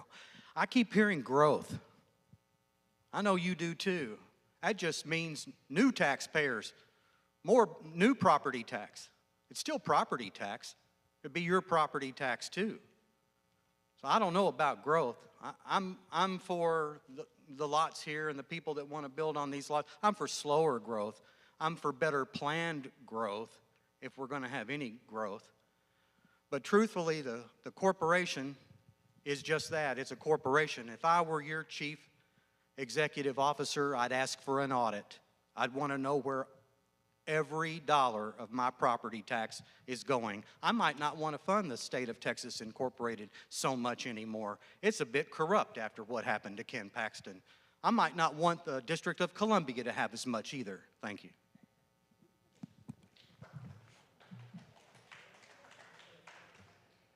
Okay. The next set of questions is for our current council members and mayor. What are the reasons for the city council to readdress the comprehensive plan, and how much is this costing the taxpayers? Explain what this council has done in the past 2 years to improve and expand city infrastructure. Third one is about how much is McCoy Consulting LLC costing Lago Vista taxpayers? How many grants have been submitted for the city of Lago Vista through McCoy, and how many of those grants were won and the total dollar amount granted? As you can see, these questions all had different kinds of nuances to it, but they were directed for the current council members and the mayor to address. So we will start with Mr. Durbin and move to the right to Mr. Tidwell, and move to the right to Mr. Sullivan, and end up with Mr. Roberts on the far end. That's 3 minutes per candidate. Gee, thanks for letting me go first on this one. The city council is readdressing the comprehensive plan because a lot of things have changed out here. And I think that you can tell that a lot of things have changed because there was an old comprehensive plan, but quite often nobody followed it. They would just change it to meet their needs when every time a new developer came to town or every time they wanted to get something done. We want a plan that we can actually follow for a few years and stick to it to basically to make sure that we are growing in the right direction. And by growth, I don't necessarily mean building of houses or increased density. I consider business growth more important than either of those things. And then in the past 2 years, what we've done to improve and expand city infrastructure is we are going to be issuing a bond package to increase the city's water supply quite a bit, a lot.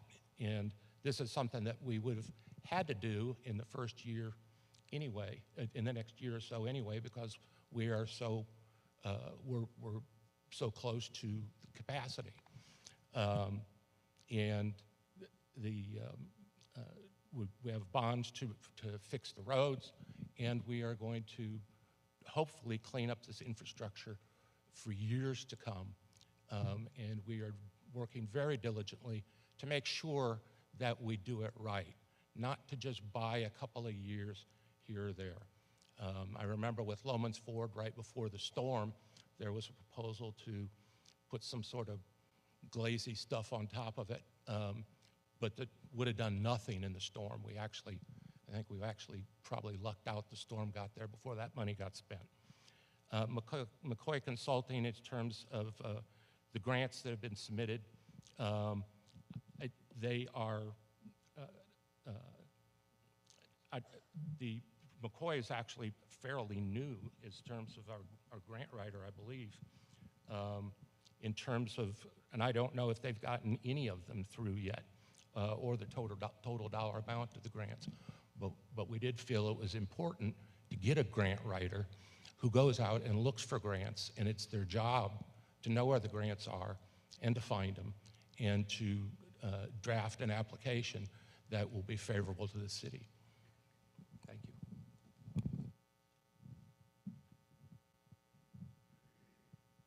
All right, comprehensive master plan. It's a 25-year plan, 15-year plan, however long you want it to make. but it has to be updated because things change. When I took over in 2006, I told you we were about to be facing an economic boom and lots of growth. And sure enough, it happened. Now we're going the opposite direction. Things have slowed down. The economy slowed down. We only did about 3% of growth this year in our housing and commercial development. Things are slowing down. Things have changed for the city. Things have changed for you as the citizens. We've brought in some of the things that you asked for in your comprehensive master plan 6 years ago. We need to update it. We need to see what you want now. Where are we going now? It's got a future land use map in it. It's got all kinds of things that tell us where to go for the next 15 to 25 years. And it'll be updated again in 5 years, hopefully. I was hoping it would get updated last year, but it didn't. But we're there now. How much is it costing? I'm sorry, but off the top of my head, I cannot tell you how much it's costing. But it's worth it because this is your time to speak and your time to provide the vision for the council and the city manager and myself to see your vision through. Past 2 years, I don't think we've done much at all. The only road repairs we've done is from money that Cap Metro gave us. Council didn't put any money in the budget for roads. We haven't done anything. Water and wastewater, we've been trying to maintain it, but we haven't expanded. We haven't done anything. But you keep hearing up here, oh, we're going to get it done. We're going to get it done in the future. Bonds. But nothing yet. We don't know. We were supposed to pass a bond last year. We didn't get it done. Hopefully we will get it done, and we will get some infrastructure improvements done. Get it improved and expanded. And so in 2 years, you're not asking this same question.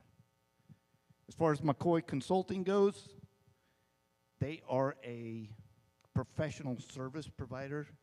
They're under the department head. It's something that the department head uses as the consultant. We don't really, as far as council and stuff, we don't really see their work. It's anything that they do is brought to us by the department head and we approve it or something. So as far as what grants they have gotten approved, I couldn't put a name to it.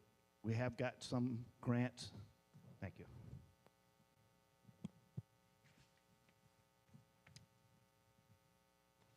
So there's a couple reasons for revisiting the comprehensive master plan.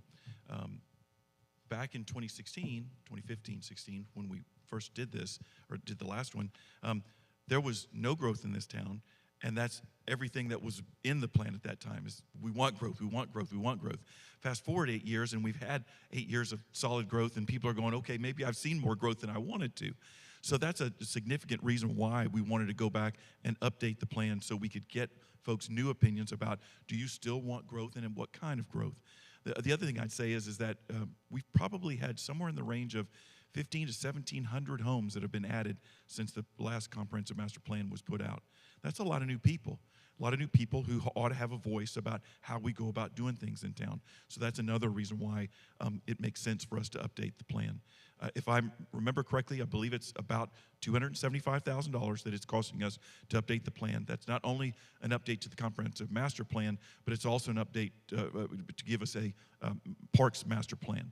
So for that $275,000, we're getting both of those things done. With regard to what have we done in the last couple years, have you heard the phrase ready, fire, aim? You're supposed to ready, aim, fire. Well, that's what we've done previously is we fired before we aimed.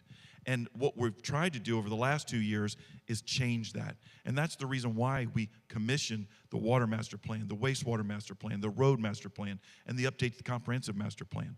It's so when we go forward in taking care of these infrastructure issues, we do it properly. We do it intelligently. We do it informed so that we don't go waste money on 6 screens that die, for example. We don't want to do that again. We're trying to be intelligent about it. And then on the final thing, McCoy Consulting, that's done through the Economic Development Department. I believe the annual contract is in the range of $20,000 to $25,000 a year. The lady actually has come and presented not only to the Economic Development Advisory Committee, but she came before council not too long ago and gave a presentation about what she's working on. Have we achieved any grants to this date? No, we haven't. But part of the reason why we haven't is that we didn't pony up any matching funds that would help us get grants that required matching funds. I pushed really hard to make sure we had that money in this recent budget cycle, and we have $100,000 for matching funds so that we can be more successful in the coming year with the grant writing that we do and the grants that we chase after. Thank you.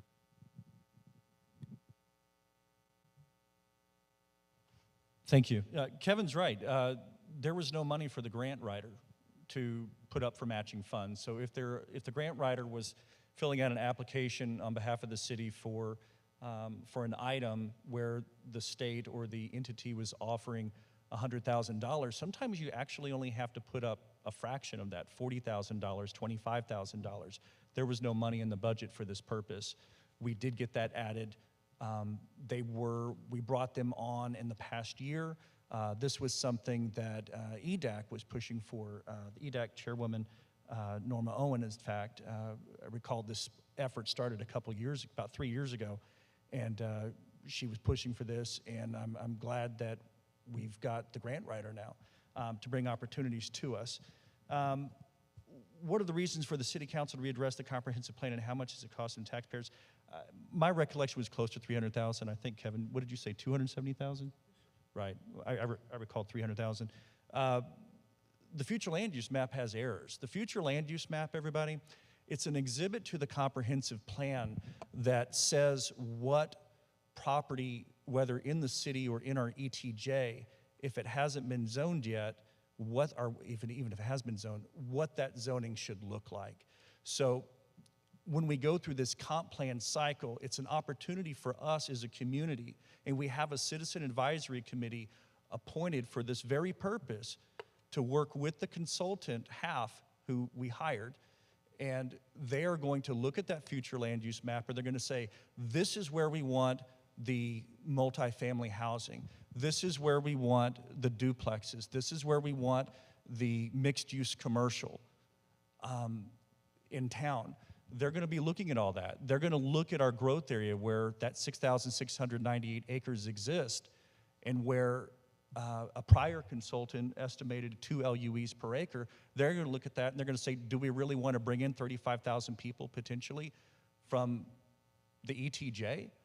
Well, or do we not want to, and then let them still impact our infrastructure, though they remain in the county?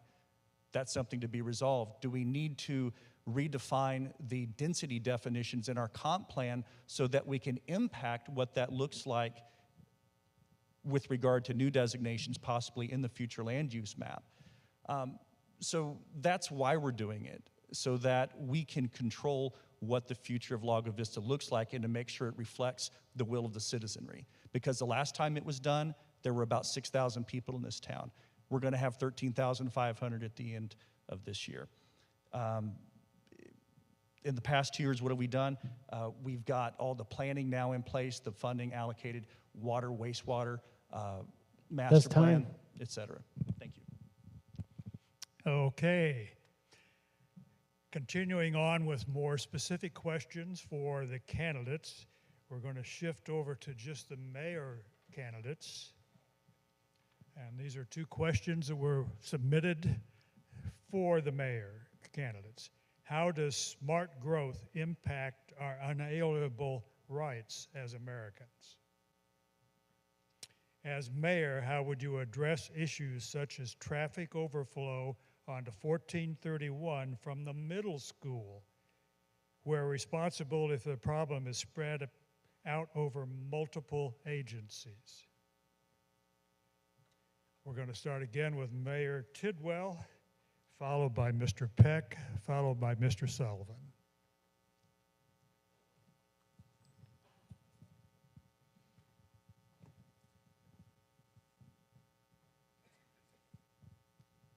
All right, smart growth, how does it impact our unalienable rights as Americans? I don't know which American are we talking about, the one that owns the property that's going to be doing the smart growth or the ones around it? So I'm not real sure how to answer the rights on that one. But I'll tell you, I'm going to come back to that one actually. 1431. Overflow onto 1431 from the middle school where responsibility for the problem is spread out. Okay, 1431, we know it's TxDOT. We know we have trouble getting anything done with TxDOT. We can route some of the other roads. There is a, I can't think of the name of it, one goes around the swimming pool right now, goes out to 1431. It is a residential street, goes by the old 9-hole course. It is small. It is possible, because there's not much residence right there, to make that road another exit out to 1431 that could be heavily or higher use traffic and avoid the middle school altogether. There is a road there that we could use. Smart growth. I'm not going to have enough time, but smart growth is, first of all, we got to figure out what it is the community needs, whether it's us, the citizens, whether it's the school district, whether it's the businesses. We got to figure out what it is we need. And then we got to figure out how we provide for that, whether it's low-income housing, affordable housing for young families. Is it middle income? Is it large 1-acre tracts with one house on it for the upper class people? We gotta figure out what we need and where we're going to put it and how we're going to separate it. Because if we're going to have a strong community, we got to make sure we cover all bases for all levels of our community. And that's just a touch on smart growth. I have way more. Mr. Peck.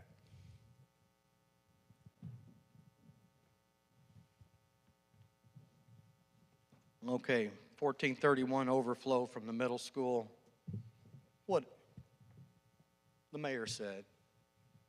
There are a couple of different paths, but releasing these kids 2 or 3 bells, 15 to 30 minutes apart, is another solution. Pretty easily to implement something like that. On to smart growth, really.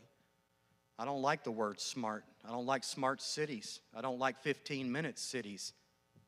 That has to do with control. That has to do with controlling you personally. You want to stay the hell away from smart anything. 15-minute cities, smart, slow growth, planned growth, where it doesn't impact critical infrastructure. That's the best way. Now, this other one was how it impacts our unalienable rights. I'm glad that was brought up because I've reserved my unalienable rights. I don't operate off privileges from a corporation and bylaws. I operate from unalienable rights. That's the Constitution, the Declaration of Independence, and your Bill of Rights.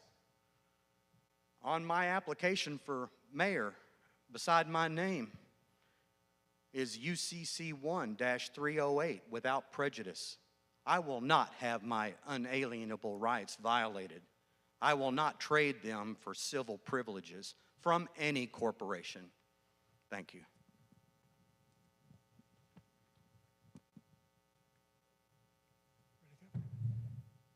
These guys seem to be having fun doing this, so I'm going to try it myself. So smart growth and our unalienable rights as Americans, I'm thinking more of property rights, to be honest with you. And Texas is a very strong property rights state. If you own property, you have the right to work with it and deal with it and develop it. But it has to be within the confines of what that particular community allows. And we all have to work together to figure out what makes the most sense with regard to developing in our community. That's the whole purpose behind the addition of the update of the comprehensive master plan, is so we can try and get the feelings from our citizens about how they want to move forward. With regard to the middle school in 1431, this is a problem that we just have to work with TxDOT. We have to. There's just no two ways about it. Anything we want to do on 1431, we will not be able to do on our own. Now, things that we can do are, for example, can we come up with funding that can take care of one of the issues there. For example, when the moms and dads come to pick up their kids in the afternoon, they're backed up on 1431. I mean, for cars and cars and cars. Can we somehow fund a turn lane there, for example, and work with TxDOT to get that done quicker? I think the answer is yes. I chatted with the TxDOT engineer when he was here last time, and he was very open to, when we find the funding, moving projects up in the stream. And so that's really going to be important for us, to figure out funding mechanisms to help resolve problems like that. Thank you. And this was kind of fun. Thanks. Thank you, Mayor Earl candidates. Now we have a set of questions that are individually for each candidate. And we'll start with Mr. Sullivan. 1-minute responses on these, please. We've received questions regarding your time as a liaison for the Airport Advisory Committee and your relationship with them. If you are elected mayor, how do you plan to address any concerns or potential conflicts related to your previous role?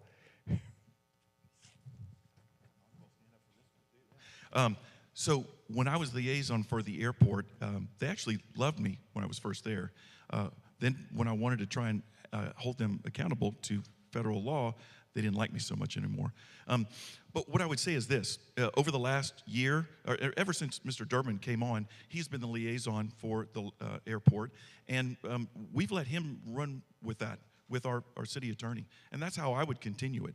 Someone else would be responsible for that, working with, or be the liaison to the airport, working with our lawyer to try and get to some kind of resolution with regard to our agreement with the POA and making sure that it's meets federal law. That's our real problem right now. Our status quo isn't going to work. It's going to break because the agreement expires in February, at the end of February. And if we don't have something fixed by then, we've already been cut off by TxDOT and the FAA with money, and it'll continue that way if we don't resolve this. But anyway, I would leave it to someone else. The next question is for candidate Mr. Peck. The citizens have voted on the current charter. Do you feel that your opposition is productive, and what changes are you suggesting?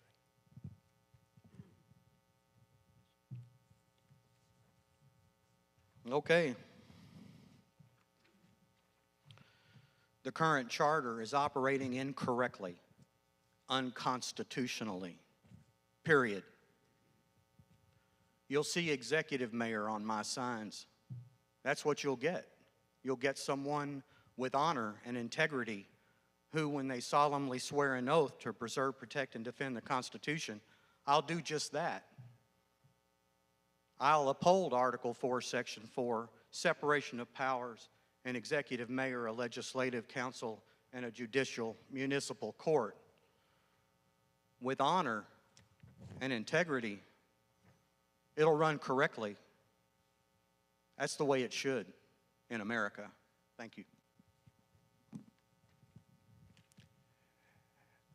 The next question is addressing Arch Davila and Dick Weatherly, previous city council members. And we'll start out with Mr. Davila first, followed by Mr. Weatherly. When you previously served, what were your main accomplishments? What new challenges exist now that, if elected, make you better suited?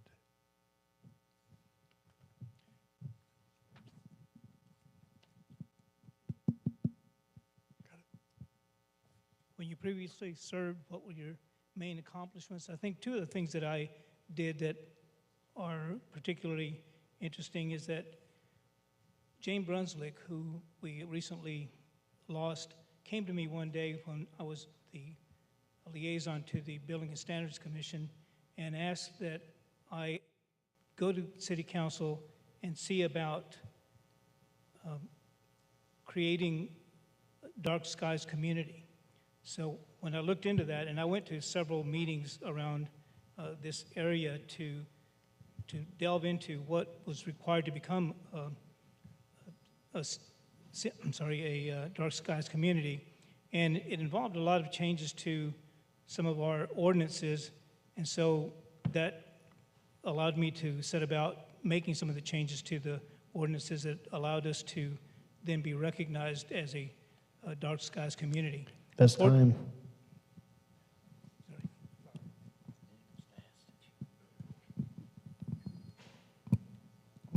1 minute.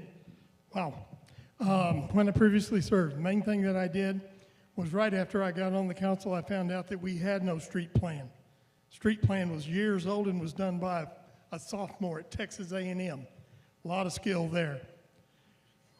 I got with the city engineer, and he and I drove all of the streets of Lago Vista, every single one of them, grading them with a system for rural roads. We then put together a 5-year plan in order to fix our streets. We took it to the council, we financed it, and we got it started. I also worked with the city engineer to find out where our dead-gum pipes were. I started trying to find out why we couldn't fix a bunch of streets, and what I was told was, we don't know where the pipes are. So I worked with GSI to find out where our pipes were.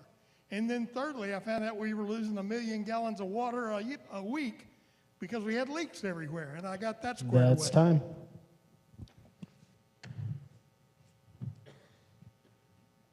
A question for Mr. Durbin. What civic or volunteer activities are you currently involved in? You mean besides volunteering for the city? That was the question. I am a member of the Texas Bar College. Oh, sorry. Sorry about that. Currently, I volunteer for the city. That's where I choose to volunteer most of my time for. City Council takes up a night every 2 weeks. It also requires generally most of the weekend before reading through a 300 to 600 page packet to get ready for council meetings. I also am a member of the Texas Bar College, which is a specialized accreditation from the Texas Bar regarding continuing legal education. And that's about all I got time for. A question directed for Mr. Roberts. Please define in specific terms exactly what smart growth and better planning means to you and how that would be applied in Lago Vista. Thank you. I'm really glad this question came up. I want to be clear, it's smarter growth. Smarter, not smart growth. That's a euphemism associated with the political left, the left coast, and the right coast. That's all about high density development and trying to squeeze as much out of every acre as you possibly can through density, density, density. That's not what I'm talking about. Smarter growth is not replicating the mistakes of the past. When I got on the council, in the first quarter of being on council, I asked a question. I said, what is our city's current water and wastewater capacity? Crickets. No one knew. Prior city councils approving these PDDs and these zoning changes were doing it without even knowing what our city could accommodate. Smarter growth, better planning is not repeating the mistakes of the past.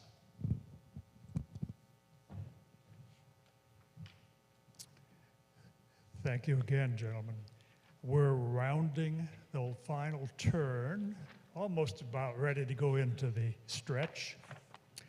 This next set of questions is kind of a collection that we're going to direct to all candidates. 2 minutes per candidate. The first item is a previous city manager introduced a change in office hours to a 4-day week. Many citizens and those seeking access to city services on a Friday must make other arrangements. What is your opinion on continuing this practice? Second item should Lago Vista taxpayers pay for and be responsible for the installation and upkeep of electric vehicle charging stations. The third one is, have there been any serious discussions about adding a dog park to one of our mini parks?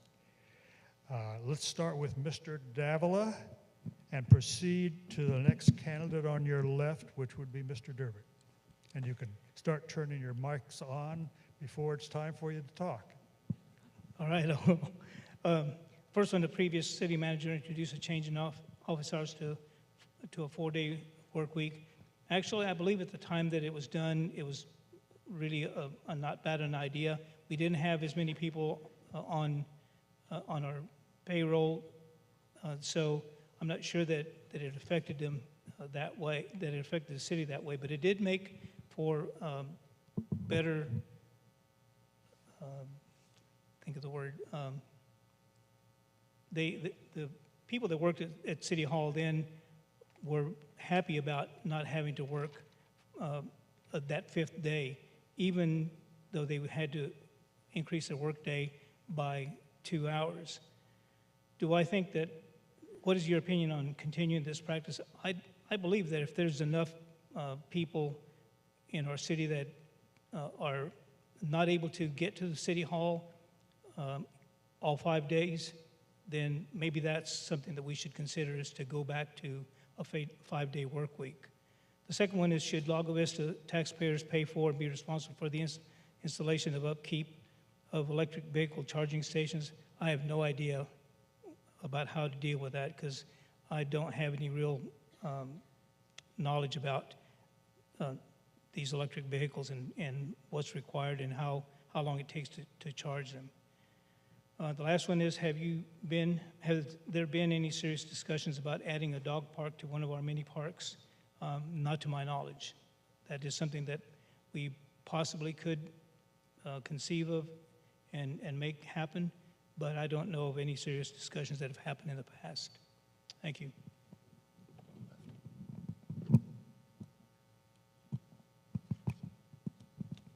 Okay, when the city manager introduced the 4-day work week, I didn't like it because I thought it reduced our ability to serve the customers, and the customers are the taxpayers of Lago Vista.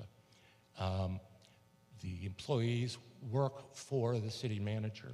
How they manage them, that's up to the city manager. In fact, the city manager is the only butt we have to kick. So, but I would prefer to see, I don't mind 4-day work weeks, but I would like to see them staggered so that we can maintain regular office hours, which would extend them open until 6 o'clock in the evenings, which would be great. I think that'd be a great customer service. Should Lago Vista taxpayers pay for, responsible for installation, upkeep, the electric charging stations? I don't think so. I think that'd be a great job for our grant writer to send off a bunch of letters and find some grants in Washington, D.C. to pay for that. I know they're coming, but I think Washington needs to lead the charge on that. And in terms of serious discussions about adding dog parks to one of our mini parks, yes, there have been discussions. There's been a lot of discussions. I'm the liaison for the Parks and Rec Committee. Unfortunately, the Parks and Rec Committee is in kind of a bind because along with the comprehensive master plan, we are also doing a comprehensive park plan. And we don't want to get too far ahead of the park planners in terms of telling us where we should be putting these sort of things. Thank you very much.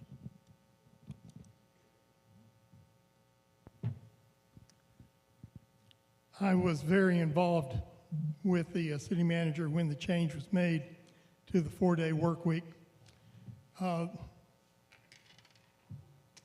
only did it make the employees much happier, and I think we have seen a better retention of our employees since this was implemented. I'm not sure on that, but I believe so. And the other thing we found was an increase in productivity.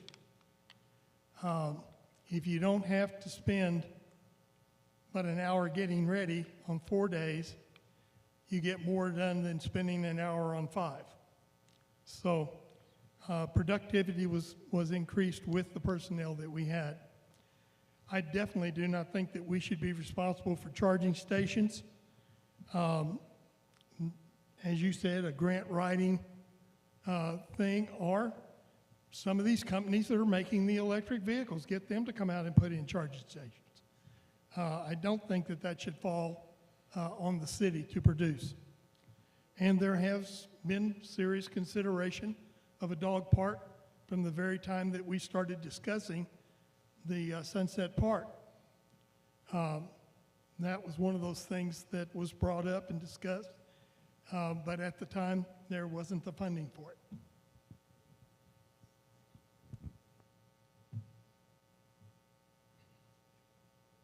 Thank you. Regarding the dog park, I've seen conversations about it on social media, and I have a roundtable meeting that I conduct via Zoom every week of city council meetings. There's usually about 25 to 30 people on there. And the last time I brought it up on my Zoom meeting, and it's a very diverse group of people with varied interests, and not everybody thinks alike. It's quite entertaining sometimes. But I asked them, I said, how many of you, raise your hand if you want to see the city of Lago Vista build a dog park. And I had about 25% of the people raise their hand. I'd like to ask all of you, if you raise your hand if you want a dog park. I see 6 hands. But my job is to represent the will of the people. I think that there's enough want for it that at a minimum, it deserves a conversation either by city council or perhaps more appropriately, let that conversation begin with the Parks and Recs Advisory Committee and let them make a recommendation to council. Regarding the 4-day work week, City of Lago Vista has about a $30 million budget. We can't compete with the salaries and benefit packages to the extent that some of our larger neighbors can. As such, having tools like this, a 4-day work week, is a way to incentivize and have high worker retention rates. Several of our employees commute from outside of Lago Vista. Our city secretary commutes from Killeen. We have our accountant. He comes from New Braunfels. So I'm out of time, almost. Here, real quick, about adding dog park, covered that. No, hell no, on the charging station. Let the Biden administration pay for that. That's time.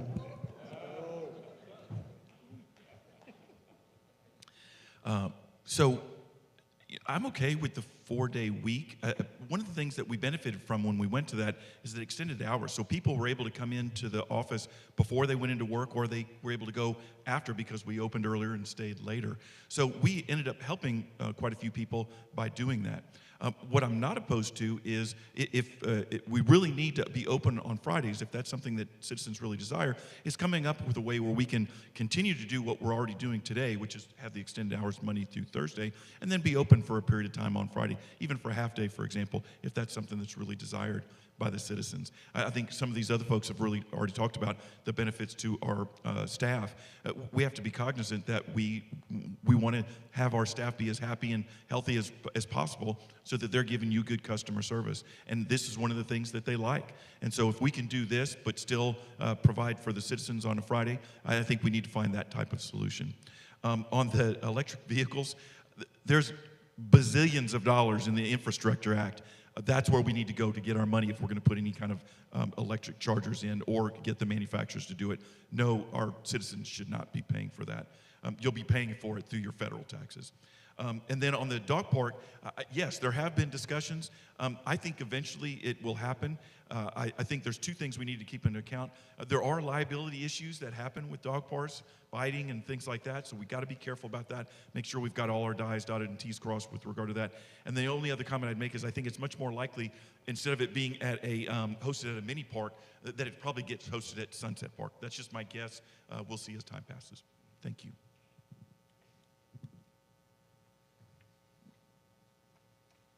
Four-day work week, 5-day work week.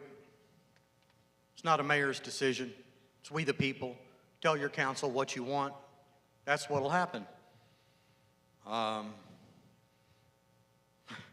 Electric vehicle charging. Does anyone have any idea how much fossil fuel it takes to create a electric car battery, a lithium battery? And it lasts, what, 600 to 800 hours, and then it's hazardous waste? No, we don't need to be doing that. A dog park? I want one. I'm a dog person. I have dogs. It's a POA question, but yeah, absolutely. I'd like to use the rest of this time to go back to the individual question that was asked me. Citizens have voted on the current charter. A small fraction of the electorate, without a proper debate, voted for a city manager council form of incorrect mob rule government. Do I feel that my opposition is productive? Yes, it returns us to a constitutional framework with checks and balances and a veto to pump the brakes on a legislative overreach. Also, Marbury versus Madison, 1803. Any legislation that is repugnant to the Constitution is null and void, as if it never occurred. Therefore, Mayor Tidwell, you are an executive mayor. Thank you. Thank you. All right, come November, things are changing. All right. Electric vehicle charging stations, no. The city and the taxpayers, no. If PEC wants to come in and set up a station somewhere, that's fine. PEC can do it. However, being the capitalist that I am, somebody up there should start their own charging station business and let people park their cars and you get the revenue for it. All right, dog park. Yes, there has been talk about dog parks. POA tried to do it at one point. It got killed big time. City, we discuss it off and on. We have not had actual discussion. We'll wait till Parks and Recs comes to us with a recommendation on that. That is where it should start. Just know, I have no problem with dog park. Just know that because of the liability and the disease and the things that they cover, they are very expensive. Cedar Park had to completely drain their pond not too long ago and dig up all the dirt because there was parvo or something in the soils. I don't know. It's really expensive. So I'm okay with the dog park. Just know it's not cheap. City 4-day work week. That was brought in for efficiency and morale. People couldn't get there before 8 and could not get home by 5, so they extended the hours. Your administrative department heads have city council meetings on Thursday that go to 1:30 in the morning, and so for morale purposes, they were given Friday off. There were some other efficiency things in there with the work hours, but I would like to see it be on a rotational basis, so at least the administration offices at City Hall are open on Friday.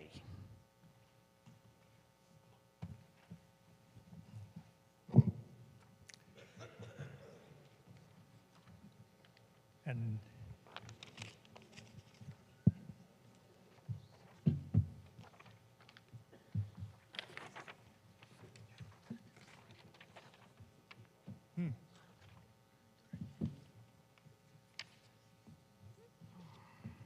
okay, I thought maybe she was passing out some more questions. It's just a slide, I'm sorry. So all the candidates here, this is a 2-minute summary. Summarize your positions and outline the value they would bring as mayor or a member of the Lago Vista City Council. So we'll go back to our original order. We'll start with Mr. Sullivan, 2 minutes to summarize your candidacy. Thanks, sir. So thank you for coming out tonight. Your presence here shows your commitment to the community, and we very much appreciate that. In closing, I kind of want to show some key differences between myself and Mayor Tidwell. No offense, Mr. Peck. First, I push for intelligent use of debt to make sure we can complete infrastructure projects required by our recent growth. In contrast, the mayor has been debt averse and even brags about it in his postcards. You can see it right there, no debt. The problem with that approach is it can't keep up with our needs in a fast-growing environment. A perfect example is the 2019 road plan that he and the council devised. Using a pay-as-you-go approach, the plan got off target very quickly and is years behind schedule. Fast forward to today, and we have a 3-year road plan. It's going to be funded with debt, and it's going to get done because the money's allocated. Second, we think differently about approved developments. Recently, a developer came to the council asking for a change. The developer already had approved plan that gave him a right to 568 units on his land. His requested change would have made it easier for him to radically increase the density on that project. I spoke out against that one. The mayor was the only one that voted for that one. Third, I believe I spend more time analyzing what comes before us. For example, in a recent budget discussion, we debated wastewater projects. I feel like we didn't need a conversion to type 1 effluent, and the mayor did. The cost would have been $20 million just at the wastewater plant, and then millions more for the transmission lines. We have limited debt capacity, and spending 20+ million on a want instead of a need made no sense to me, and the rest of the council agreed. Finally, if I were Mayor Tidwell, I wouldn't be running for re-election this year. Mayor Tidwell has served for 11+ years on council, the last 6 years as mayor. 10+ years of serving and pushing your ideas is enough in my mind. I've served for 5.5 years now. If elected this year, I pledge I'll not serve more than 2 terms as mayor. That'll be about 10 years, and that's enough. Fresh ideas, fresh faces need to come in. Thank you for coming out tonight. I appreciate it. Appreciate your vote. Yeah, thank you all for being here. I think it's clear I want us to get back to the Constitution. I want us to get back to a firm foundation. I believe in process that works, and I've seen process not working here for a number of years. And that's the only reason I'm here tonight. It's the only reason I showed up to run for mayor in 2019. So this is my second go-around, trying to return this town to a constitutional form of government with checks and balances and a separation of powers. I believe we, the people, run our community. We do it through our legislators. If they're not listening and they're trying to do things that are against what the people want, a mayor with a veto is the only way to pump the brakes. Maybe we would have got a better deal out of Turnback if we'd had a mayor that would have told the council, no, go back to the table and rethink it. Maybe we wouldn't be stuck with Dodge. Anyway, I feel that process is important. I think that we should listen to our advisory boards, not disenfranchise them. When I ran in 2019, it was because a unanimous decision by an advisory board was ignored by the mayor and the entire council. That made me run for mayor in 2019. It makes me run for mayor again because, once again, we're not hiring professionals. We let the water uptake freeze. We didn't have a barge ready to keep the pipes warm. It took we the people to get out there in our boats with heaters and get the water going again. It took a little while. We wouldn't have had a freshwater sponge in our pumps if we'd had routine maintenance. We need to pay attention to infrastructure, slower growth, better planned growth, but infrastructure. Thank you. All right, we're coming to the end, so I want to thank everybody for showing up. Kevin brought up some differences, so I'm going to share with you my viewpoint. You have to remember, I beat Kevin twice in a row already. This will be the 3rd time. 2018, he lost to Don Bartholow because he did not support the airport. He got reelected in 2020. What's the first thing he does? And I have it right here in my hand. He shoots off a letter to the FAA and TxDOT without council approval, just acting on his own, and told them that they should withhold our funding. Hold on. So as of 3 years, we have no funding. Here's who contacted the feds. I have the email right here. Would you like me to read it? You want to give me some time? Let me read it. This is the person who rang the bell and cut off the funding. I know, that's what I said. He's the one that cut off the funding. Exactly what I said. For 3 years, we have had no funding because of this letter right here sent to the FAA and TxDOT. Yes, we have to get approval. We got to get a contract through the fence done by February, or we will still lose that funding. But the reason we haven't had it is right here. We want to talk about smart growth and infrastructure? I have a resolution right here that Kevin championed in 2017. Infill incentive program. Gave away $300,000 of free infrastructure where Silverton sold their homes. Waterloo came in, dropped all these cookie cutter homes in the Owens area, and didn't have to pay for a single bit of infrastructure. Not a single bit. No impact fees, no nothing. Yes, there's differences, and I don't have time to go through them all, but I got plenty.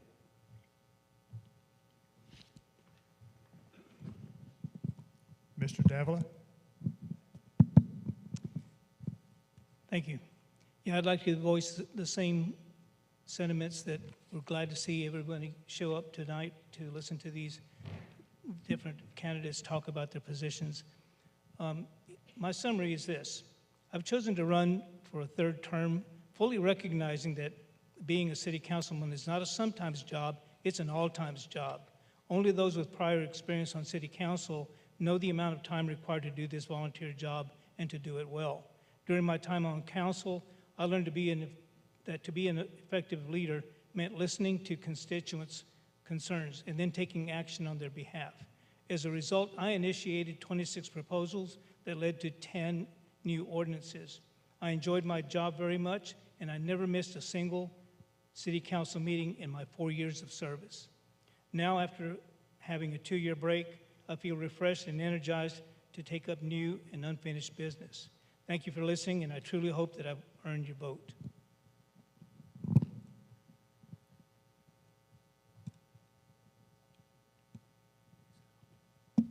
I'd like to thank everybody for coming out tonight, and I also hope and plead with you to encourage your neighbors and other citizens of Lago Vista to come out and vote. The last election 2 years ago, there were less than 1,000 votes cast. So, you know, that's not very good. We need to increase that. I don't want to represent just the 800 people that voted for me. I would like to represent much more than that, a much larger percentage of the population. In terms of my positions, I would like to continue to seek better governance, and by that I mean seeking. We've put a lot of new policies into place, and that's you know, I've encouraged that because we need to treat every developer the same. Every process needs to go through exactly the same way to keep the city out of litigation trouble. I didn't mention it in my opening, but I've been a lawyer for 35 years, and I know how much expensive litigation is. So to do that, you have to maintain some discipline and follow the procedures the same way every time. I'd like to keep working hard for our police department and get them the equipment they need to keep us safe. I don't want to wait.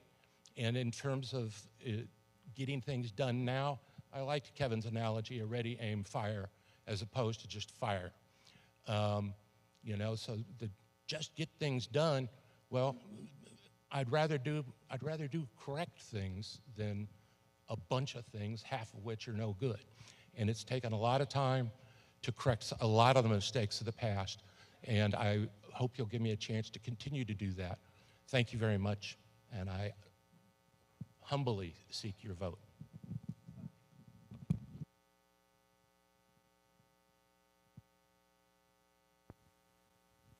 I will put my word in of thanks to you. Appreciate you coming out and listening to us. My position on this is that there's a lot of things that need to be done. There's a lot of things that need to be done 2 years ago. But nothing much has been done, but a lot of discussion and a lot of planning that hasn't accomplished much. It's time to get things done. It's time to move on down the road.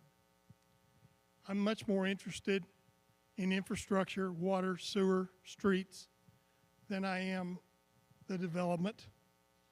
We need to be ahead of developments, but we need to make sure that our city is in a position where we can take care of growth that's going to happen whether we want it to or not. It's just a fact of life. They found us. I don't like it, but it's the way it is.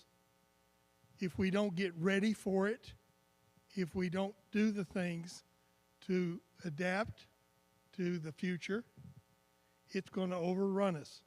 We're going to end up in the same shape as other cities that are having to go through all kinds of things just to meet the needs of who's there right now. I ask for your vote. I'll be that voice that pushes it down the road. Thank you.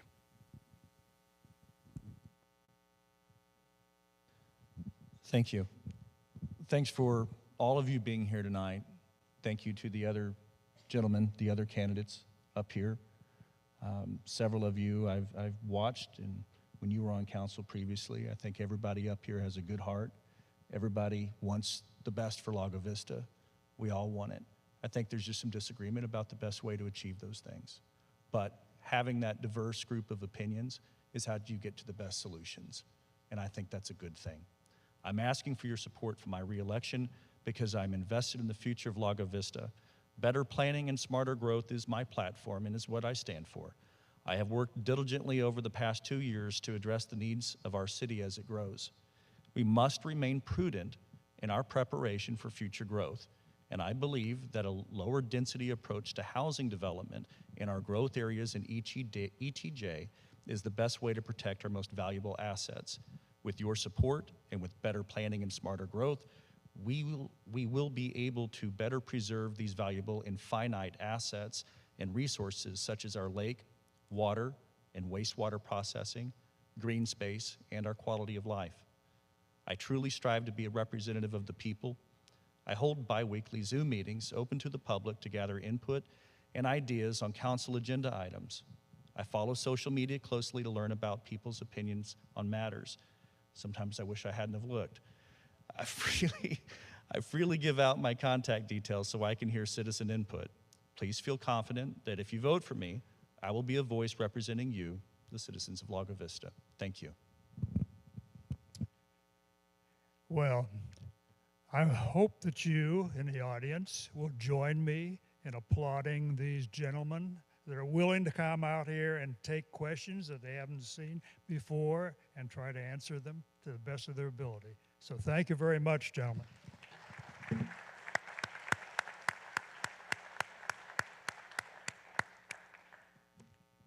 Certainly I'd like to thank the Lago Vista ISD and Darren for running the mics and helping us out, and Fran, we were working there on the feed and the video, I guess. So let's look at what's up here. Early voting. I do highly congratulate those involved with getting early voting in Lago Vista. This is a 12-day period that the early voting is going to be out at Christ Our Savior Lutheran Church starting on Monday, October 23rd, continuing through the weekend and going through the following Friday of the next week.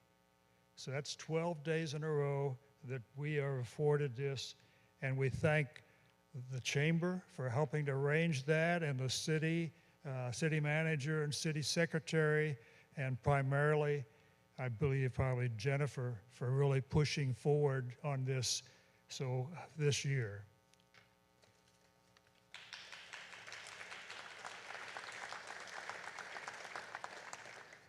The last slide is Election Day voting.